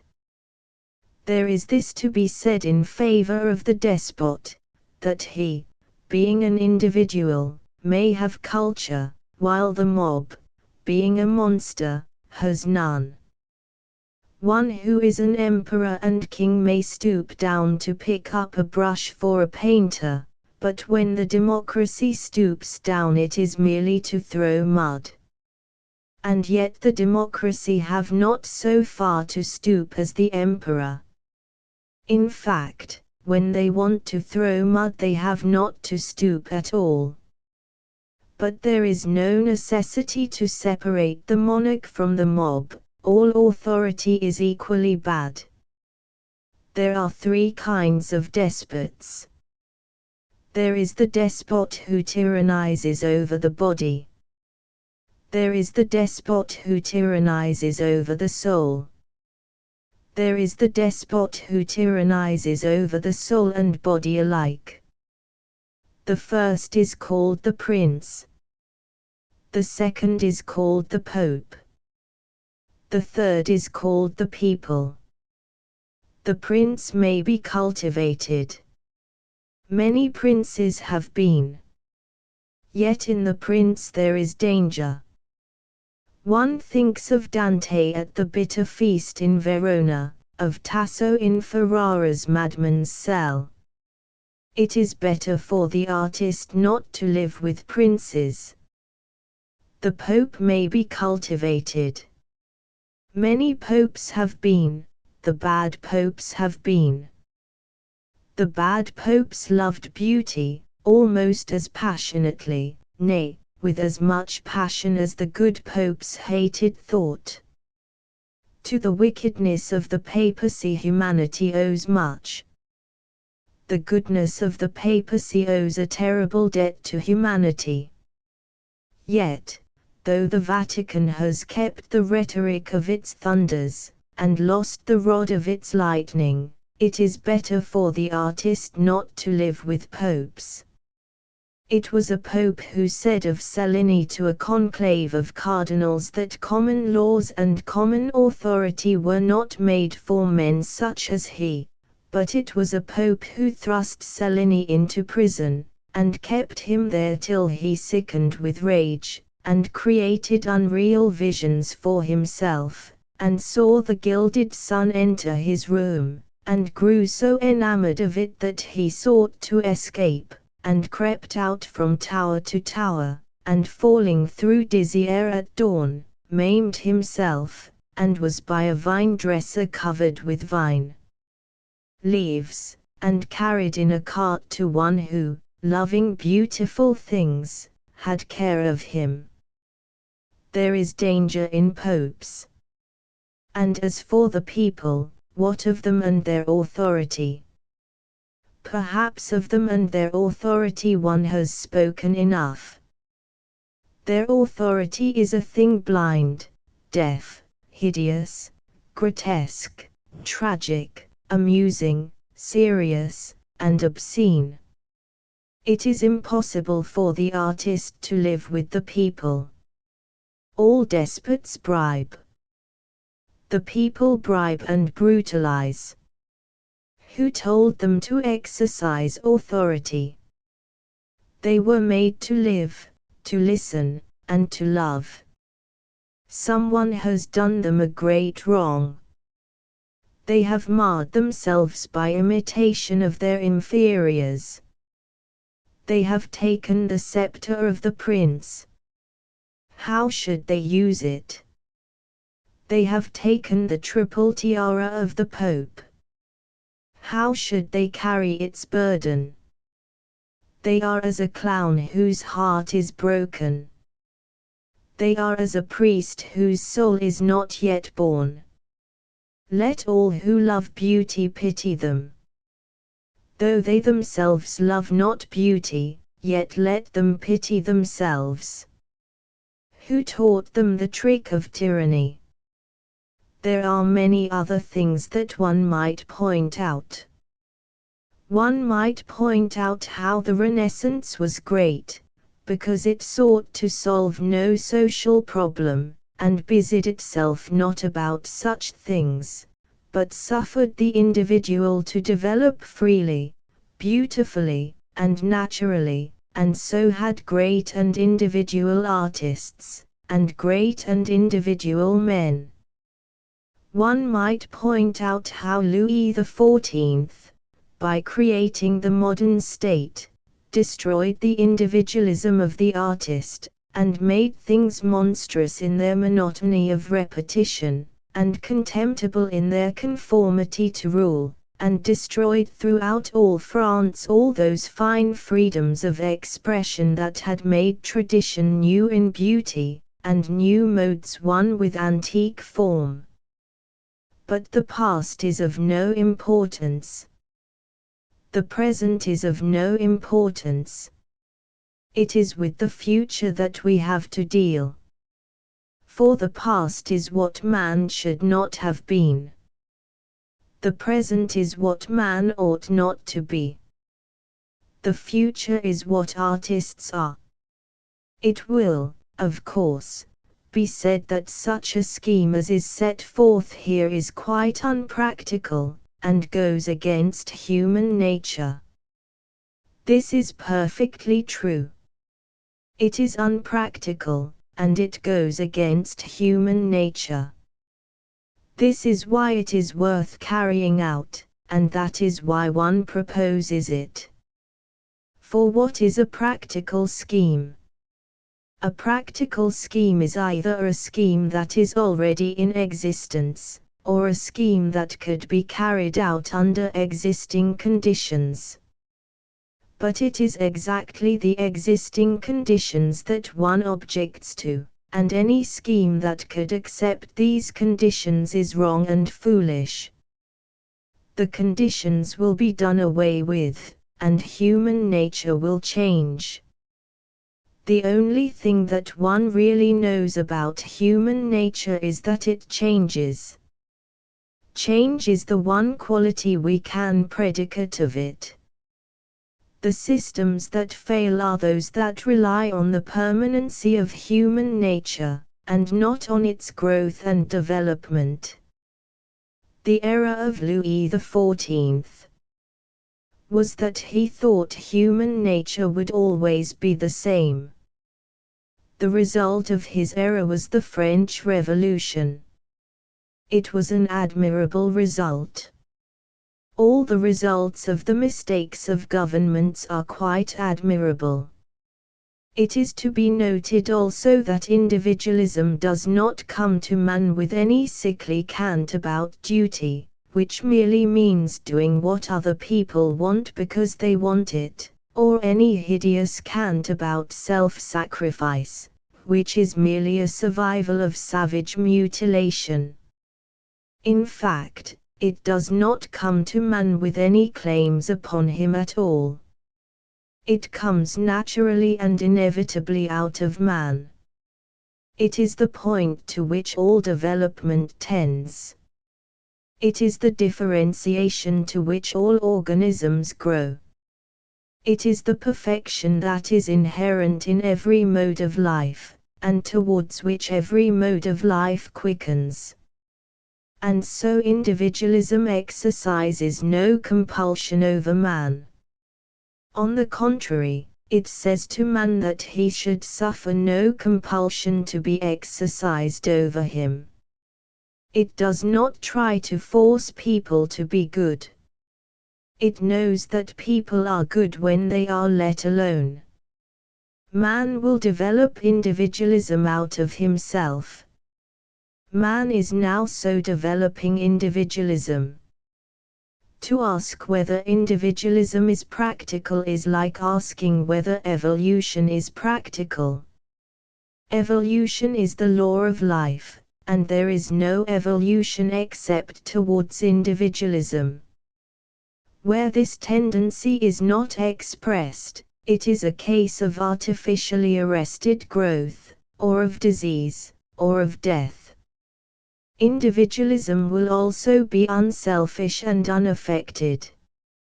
It has been pointed out that one of the results of the extraordinary tyranny of authority is that words are absolutely distorted from their proper and simple meaning, and are used to express the obverse of their right signification. What is true about art is true about life. A man is called affected, nowadays, if he dresses as he likes to dress. But in doing that he is acting in a perfectly natural manner. Affectation, in such matters, consists in dressing according to the views of one's neighbor, whose views, as they are the views of the majority, will probably be extremely stupid.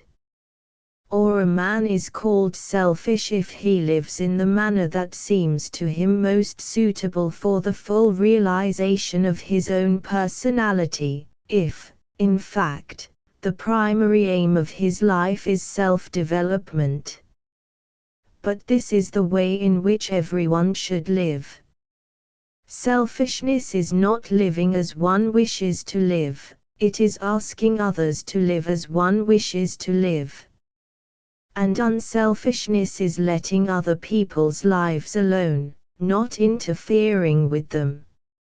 Selfishness always aims at creating around it an absolute uniformity of type.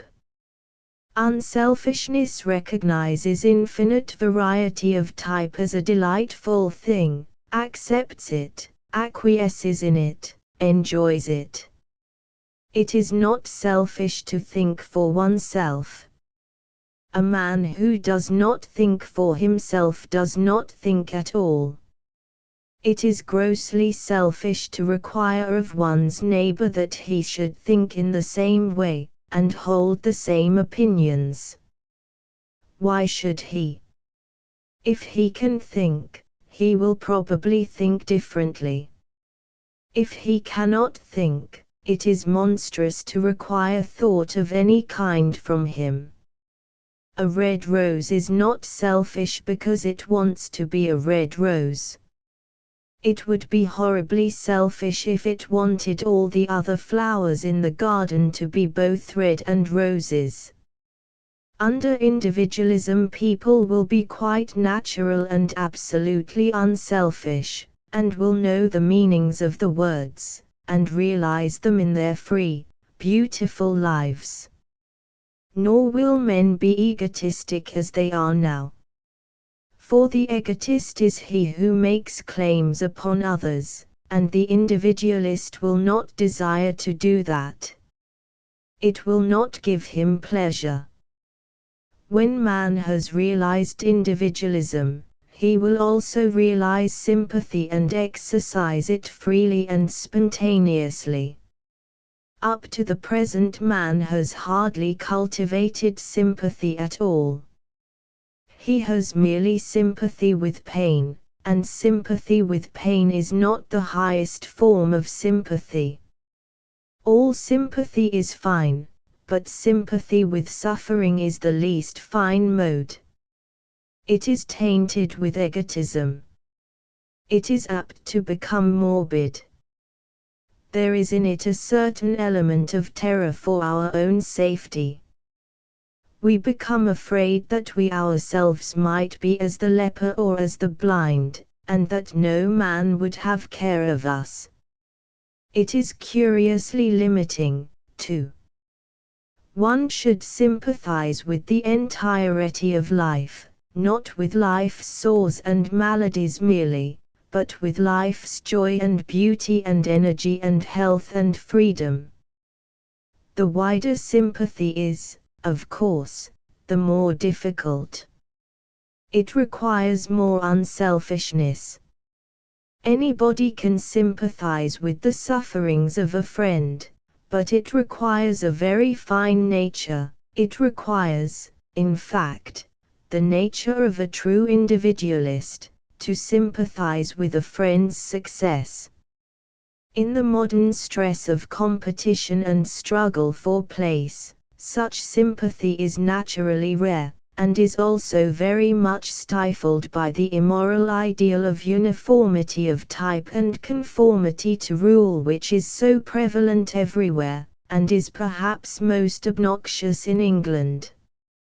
Sympathy with pain there will, of course, always be. It is one of the first instincts of man. The animals which are individual, the higher animals, that is to say, share it with us.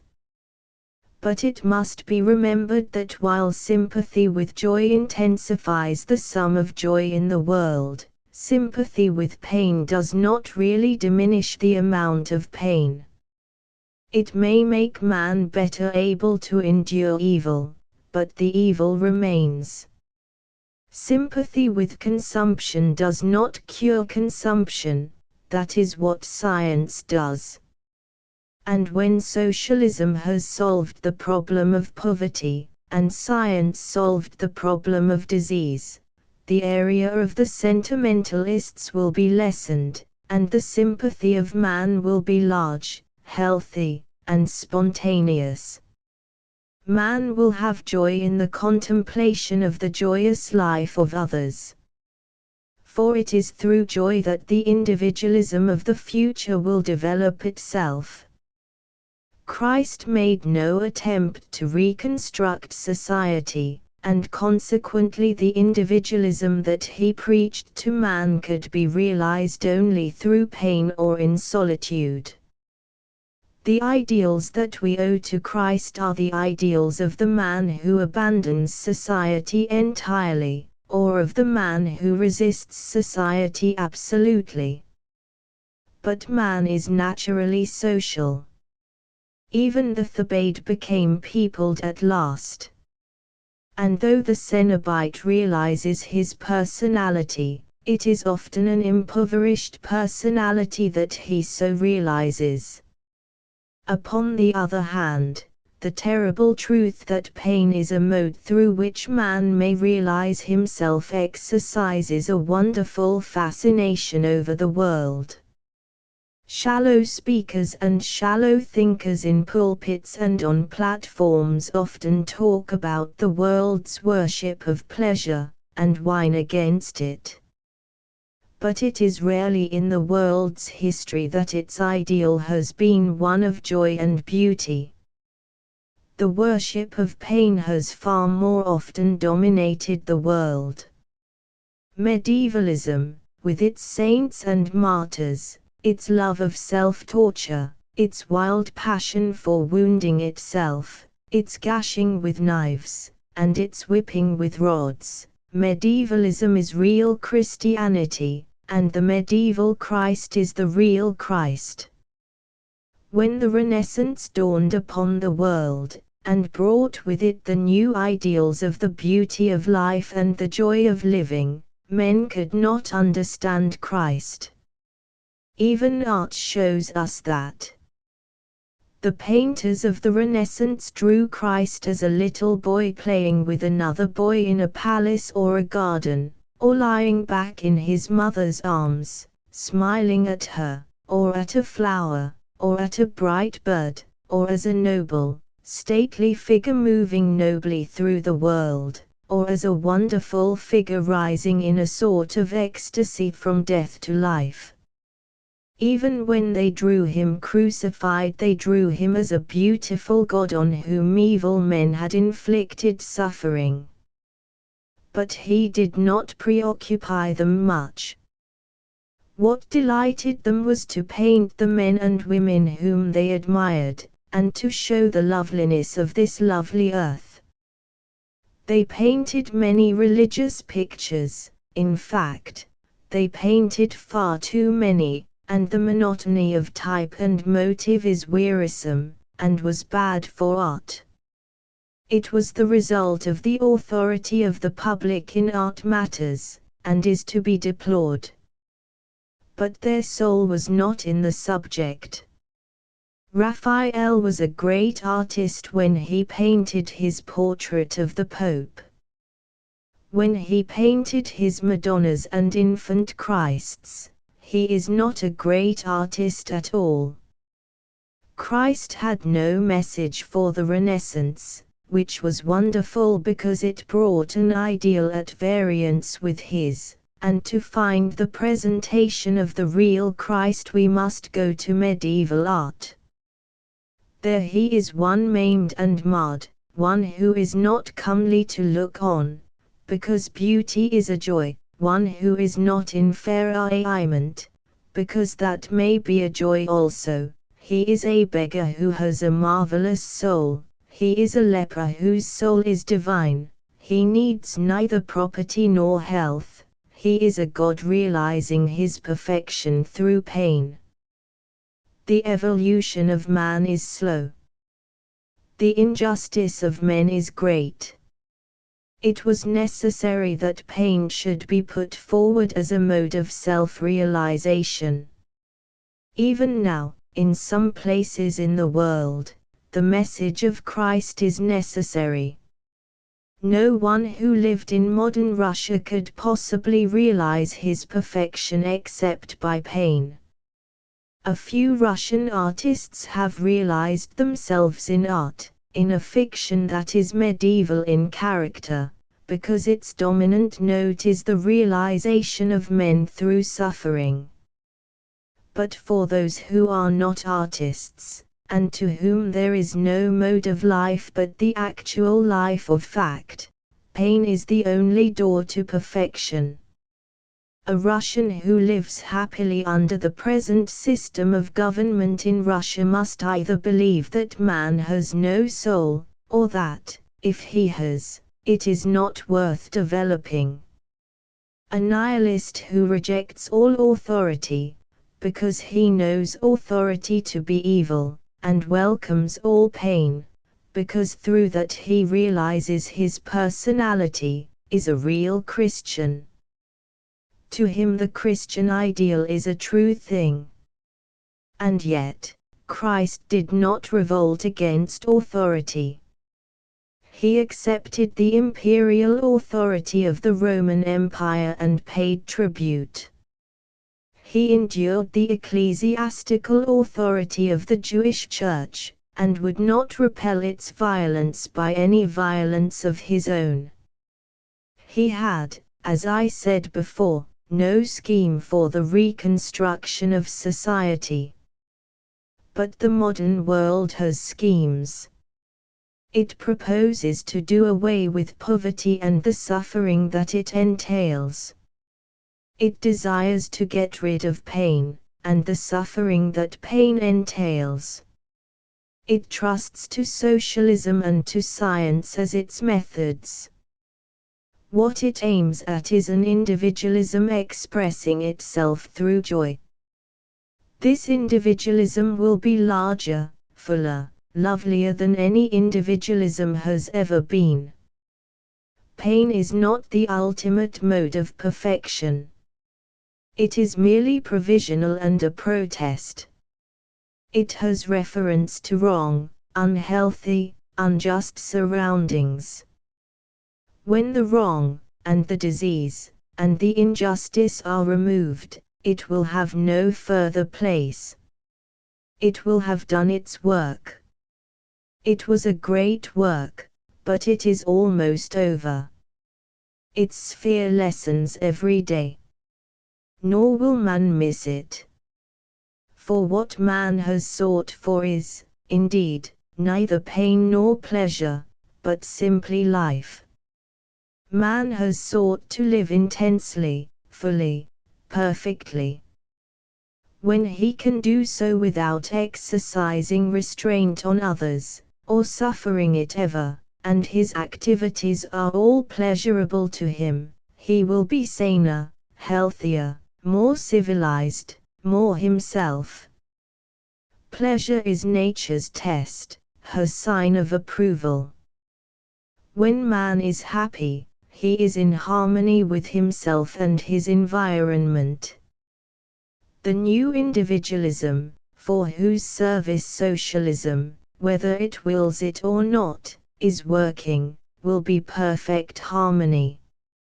It will be what the Greeks sought for, but could not, except in thought, realize completely, because they had slaves, and fed them. It will be what the Renaissance sought for, but could not realize completely except in art, because they had slaves, and starved them. It will be complete, and through it each man will attain to his perfection. The new individualism is the new Hellenism. Reprinted from the Fortnightly Review by permission of Messrs. Chapman and Hall. ****** End of the Project Gutenberg ebook The Soul of Man Under Socialism ***** Updated editions will replace the previous one, the old editions will be renamed. Creating the works from print editions not protected by U.S. copyright law means that no one owns a United States copyright in these works. So the Foundation, and you, can copy and distribute it in the United States without permission and without paying copyright royalties. Special rules, set forth in the general terms of use part of this license, apply to copying and distributing Project Gutenberg trademark symbol electronic works to protect the Project Gutenberg trademark symbol concept and trademark. Project Gutenberg is a registered trademark, and may not be used if you charge for an ebook, except by following the terms of the trademark license, including paying royalties for use of the Project Gutenberg trademark. If you do not charge anything for copies of this ebook, complying with the trademark license is very easy. You may use this ebook for nearly any purpose such as creation of derivative works, reports, performances and research. Project Gutenberg ebooks may be modified and printed and given away. You may do practically anything in the United States with ebooks not protected by U.S. copyright law. Redistribution is subject to the trademark license, especially commercial redistribution. Start, Full license. The full Project Gutenberg license. Please read this before you distribute or use this work to protect the Project Gutenberg trademark symbol mission of promoting the free distribution of electronic works. By using or distributing this work, or any other work associated in any way with the phrase Project Gutenberg, you agree to comply with all the terms of the full Project Gutenberg trademark symbol license available with this file or online at www.gutenberg.org/license. Section 1. General Terms of Use and Redistributing Project Gutenberg Trademark Symbol Electronic Works 1.0. By reading or using any part of this Project Gutenberg trademark symbol electronic work, you indicate that you have read, understand, agree to and accept all the terms of this license and intellectual property, trademark/copyright, agreement. If you do not agree to abide by all the terms of this agreement, you must cease using and return or destroy all copies of Project Gutenberg trademark symbol electronic works in your possession. If you paid a fee for obtaining a copy of or access to a Project Gutenberg trademark symbol electronic work and you do not agree to be bound by the terms of this agreement, you may obtain a refund from the person or entity to whom you paid the fee as set forth in paragraph 1.e.8. 1.b. Project Gutenberg is a registered trademark. It may only be used on or associated in any way with an electronic work by people who agree to be bound by the terms of this agreement. There are a few things that you can do with most Project Gutenberg trademark symbol electronic works even without complying with the full terms of this agreement. See paragraph 1.c below. There are a lot of things you can do with Project Gutenberg trademark symbol electronic works if you follow the terms of this agreement and help preserve free future access to Project Gutenberg trademark symbol electronic works. See paragraph 1.e below. 1.c. The Project Gutenberg Literary Archive Foundation, the Foundation or PGLAF, owns a compilation copyright in the collection of Project Gutenberg trademark symbol electronic works. Nearly all the individual works in the collection are in the public domain in the United States. If an individual work is unprotected by copyright law in the United States and you are located in the United States, we do not claim a right to prevent you from copying, distributing, performing, displaying or creating derivative works based on the work as long as all references to Project Gutenberg are removed.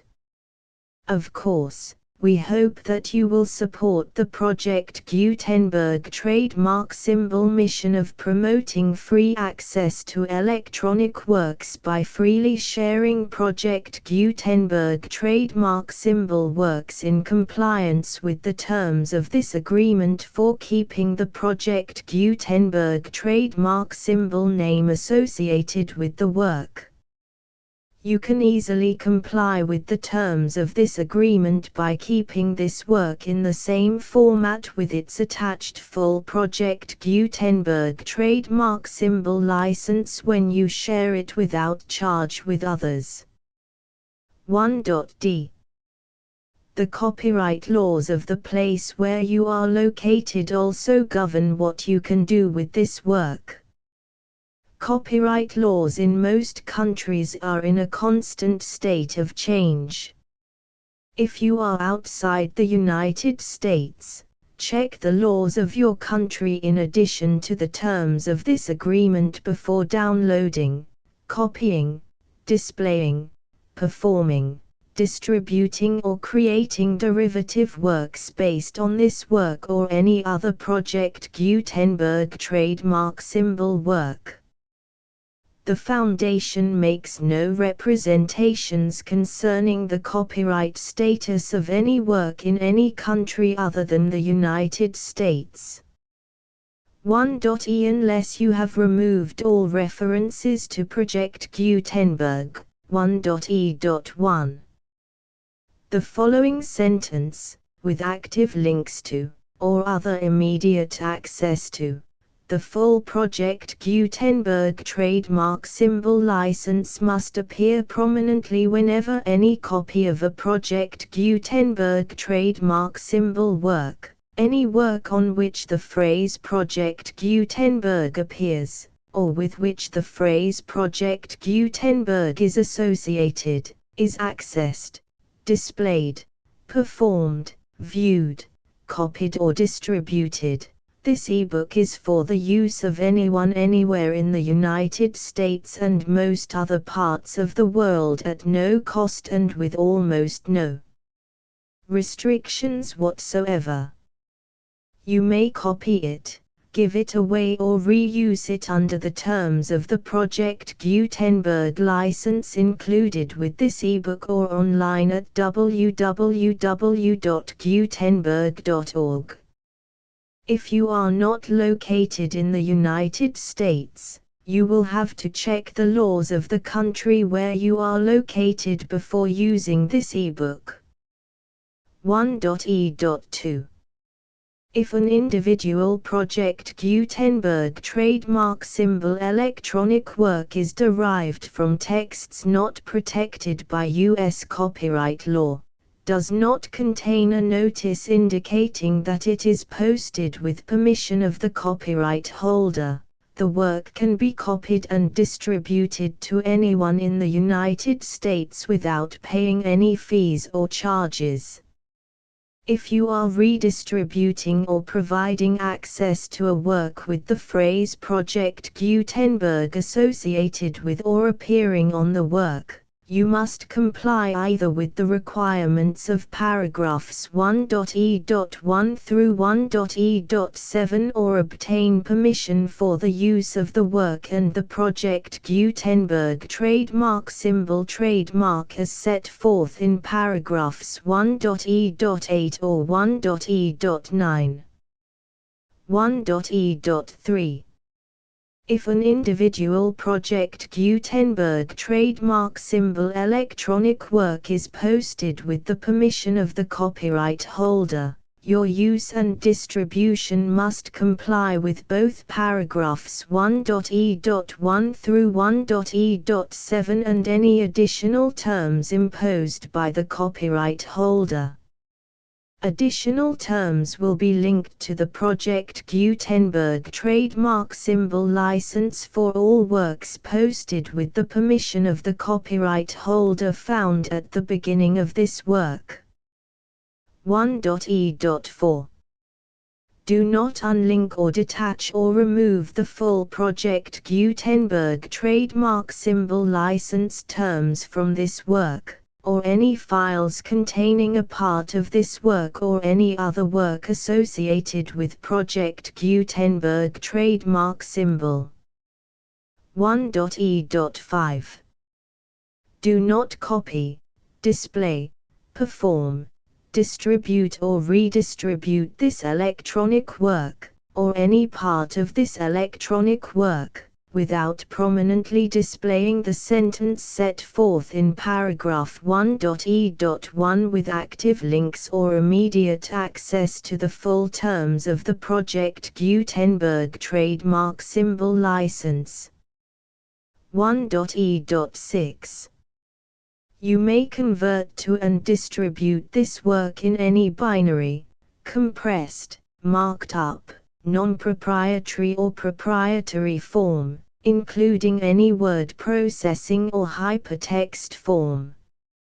However, If you provide access to or distribute copies of a Project Gutenberg trademark symbol work in a format other than plain vanilla ASCII or other format used in the official version posted on the official Project Gutenberg trademark symbol website, www.gutenberg.org, you must, at no additional cost, fee or expense to the user, provide a copy, a means of exporting a copy, or a means of obtaining a copy upon request, of the work in its original plain vanilla ASCII or other form.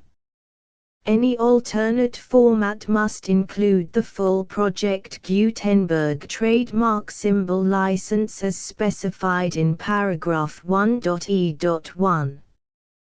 1.e.7. Do not charge a fee for access to, viewing, displaying, performing, copying or distributing any Project Gutenberg trademark symbol works unless you comply with paragraph 1.e.8 or 1.e.9. 1.e.8. You may charge a reasonable fee for copies of or providing access to or distributing Project Gutenberg trademark symbol electronic works provided that you pay a royalty fee of 20% of the gross profits you derive from the use of Project Gutenberg trademark symbol works calculated using the method you already use to calculate your applicable taxes. The fee is owed to the owner of the Project Gutenberg trademark symbol trademark, but he has agreed to donate royalties under this paragraph to the Project Gutenberg Literary Archive Foundation.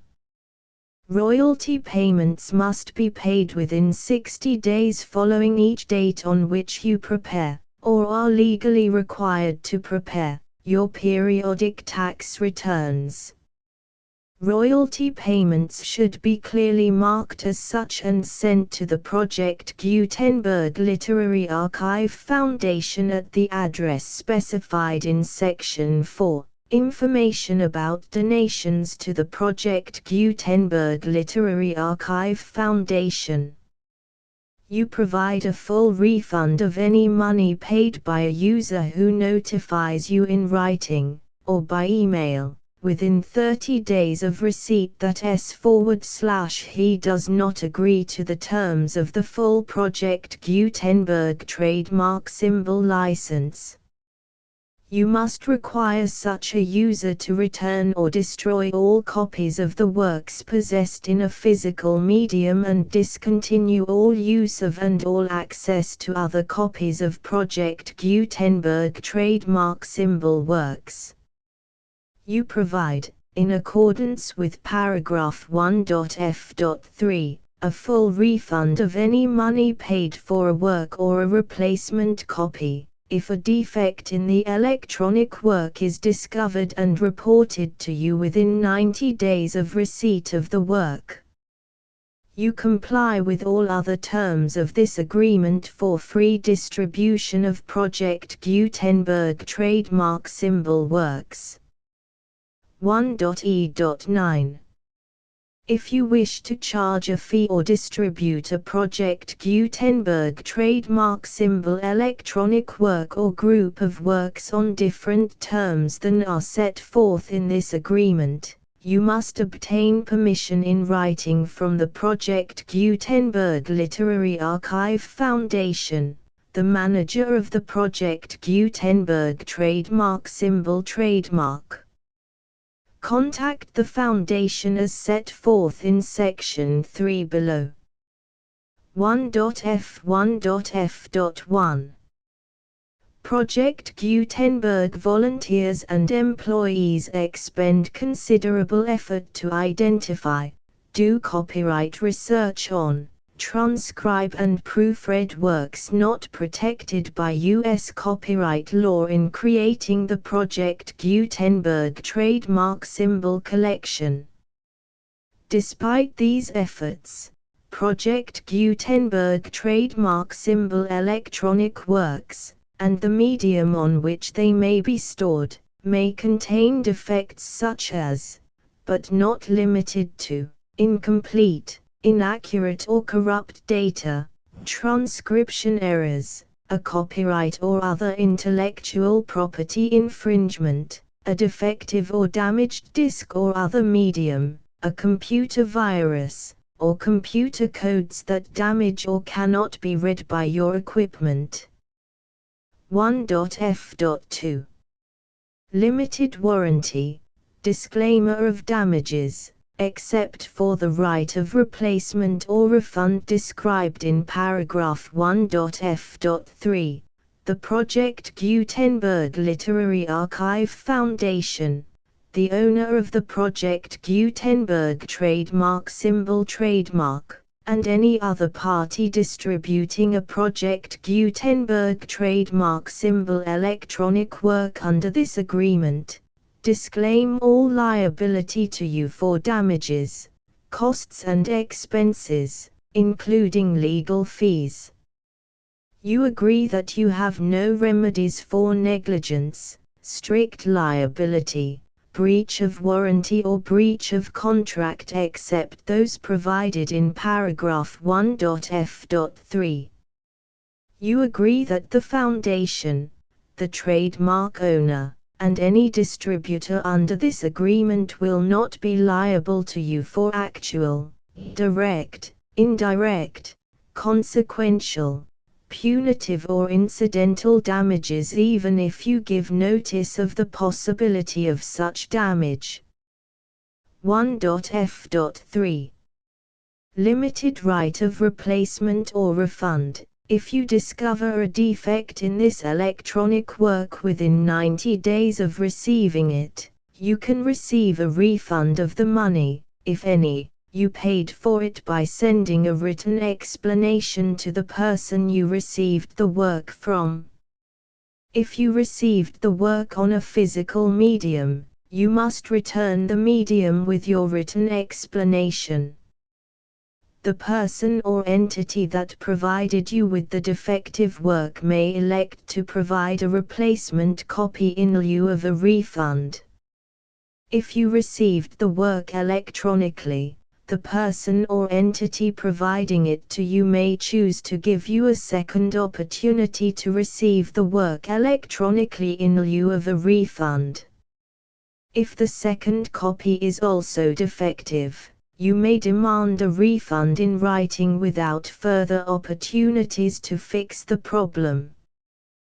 1.f.4 Except for the limited right of replacement or refund set forth in paragraph 1.f.3, this work is provided to you as is, with no other warranties of any kind, express or implied, including but not limited to warranties of merchantability or fitness for any purpose. 1.f.5 Some states do not allow disclaimers of certain implied warranties or the exclusion or limitation of certain types of damages. If any disclaimer or limitation set forth in this agreement violates the law of the state applicable to this agreement, the agreement shall be interpreted to make the maximum disclaimer or limitation permitted by the applicable state law. The invalidity or unenforceability of any provision of this agreement shall not void the remaining provisions. 1.f.6 Indemnity. You agree to indemnify and hold the Foundation, the trademark owner, any agent or employee of the Foundation, anyone providing copies of Project Gutenberg trademark symbol electronic works in accordance with this agreement, and any volunteers associated with the production, promotion and distribution of Project Gutenberg trademark symbol electronic works, harmless from all liability, costs and expenses, including legal fees, that arise directly or indirectly from any of the following which you do or cause to occur. A. Distribution of this or any Project Gutenberg trademark symbol work. B. Alteration, modification, or additions or deletions to any Project Gutenberg trademark symbol work, and C. Any defect you cause. Section 2. Information about the mission of Project Gutenberg trademark symbol. Project Gutenberg trademark symbol is synonymous with the free distribution of electronic works in formats readable by the widest variety of computers, including obsolete, old, middle-aged and new computers. It exists because of the efforts of hundreds of volunteers and donations from people in all walks of life. Volunteers and financial support to provide volunteers with the assistance they need are critical to reaching Project Gutenberg trademark symbol's goals and ensuring that the Project Gutenberg trademark symbol collection will remain freely available for generations to come. In 2001, the Project Gutenberg Literary Archive Foundation was created to provide a secure and permanent future for Project Gutenberg trademark symbol and future generations. To learn more about the Project Gutenberg Literary Archive Foundation and how your efforts and donations can help, see sections 3 and 4 and the Foundation information page at www.gutenberg.org. Section 3. Information about the Project Gutenberg Literary Archive Foundation. The Project Gutenberg Literary Archive Foundation is a non-profit 501(c)(3) educational corporation organized under the laws of the state of Mississippi and granted tax-exempt status by the Internal Revenue Service. The Foundation's IN or Federal Tax Identification Number is 64-6221541. Contributions to the Project Gutenberg Literary Archive Foundation are tax-deductible to the full extent permitted by U.S. federal laws and your state's laws. The Foundation's business office is located at 809 North 1500 West, Salt Lake City, UT 84116. 801-596-1887. Email contact links and up-to-date contact information can be found at the Foundation's website and official page at www.gutenberg.org/contact section 4. Information about donations to the Project Gutenberg Literary Archive Foundation. Project Gutenberg trademark symbol depends upon and cannot survive without widespread public support and donations to carry out its mission of increasing the number of public domain and licensed works that can be freely distributed in machine-readable form accessible by the widest array of equipment, including outdated equipment. Many small donations, $1 to $5,000, are particularly important to maintaining tax-exempt status with the IRS. The Foundation is committed to complying with the laws regulating charities and charitable donations in all 50 states of the United States. Compliance requirements are not uniform and it takes a considerable effort, much paperwork and many fees to meet and keep up with these requirements. We do not solicit donations in locations where we have not received written confirmation of compliance. To send donations or determine the status of compliance for any particular state, visit www.gutenberg.org/donate. While we cannot and do not solicit contributions from states where we have not met the solicitation requirements, we know of no prohibition against accepting unsolicited donations from donors in such states who approach us with offers to donate. International donations are gratefully accepted, but we cannot make any statements concerning tax treatment of donations received from outside the United States. U.S. laws alone swamp our small staff. Please check the Project Gutenberg web pages for current donation methods and addresses. Donations are accepted in a number of other ways, including checks, online payments and credit card donations. To donate, please visit www.gutenberg.org/donate. Section 5. General information about Project Gutenberg trademark symbol Electronic Works. Professor Michael S. Hart was the originator of the Project Gutenberg trademark symbol concept of a library of electronic works that could be freely shared with anyone. For 40 years, he produced and distributed Project Gutenberg trademark symbol ebooks with only a loose network of volunteer support.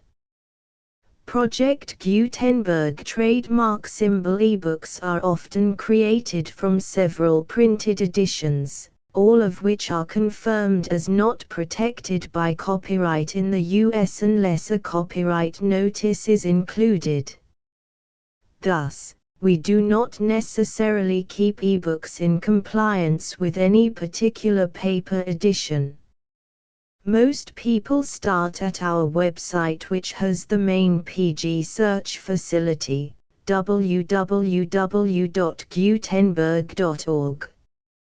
This website includes information about Project Gutenberg trademark symbol, including how to make donations to the Project Gutenberg Literary Archive Foundation, how to help produce our new ebooks, and how to subscribe to our email newsletter to hear about new ebooks.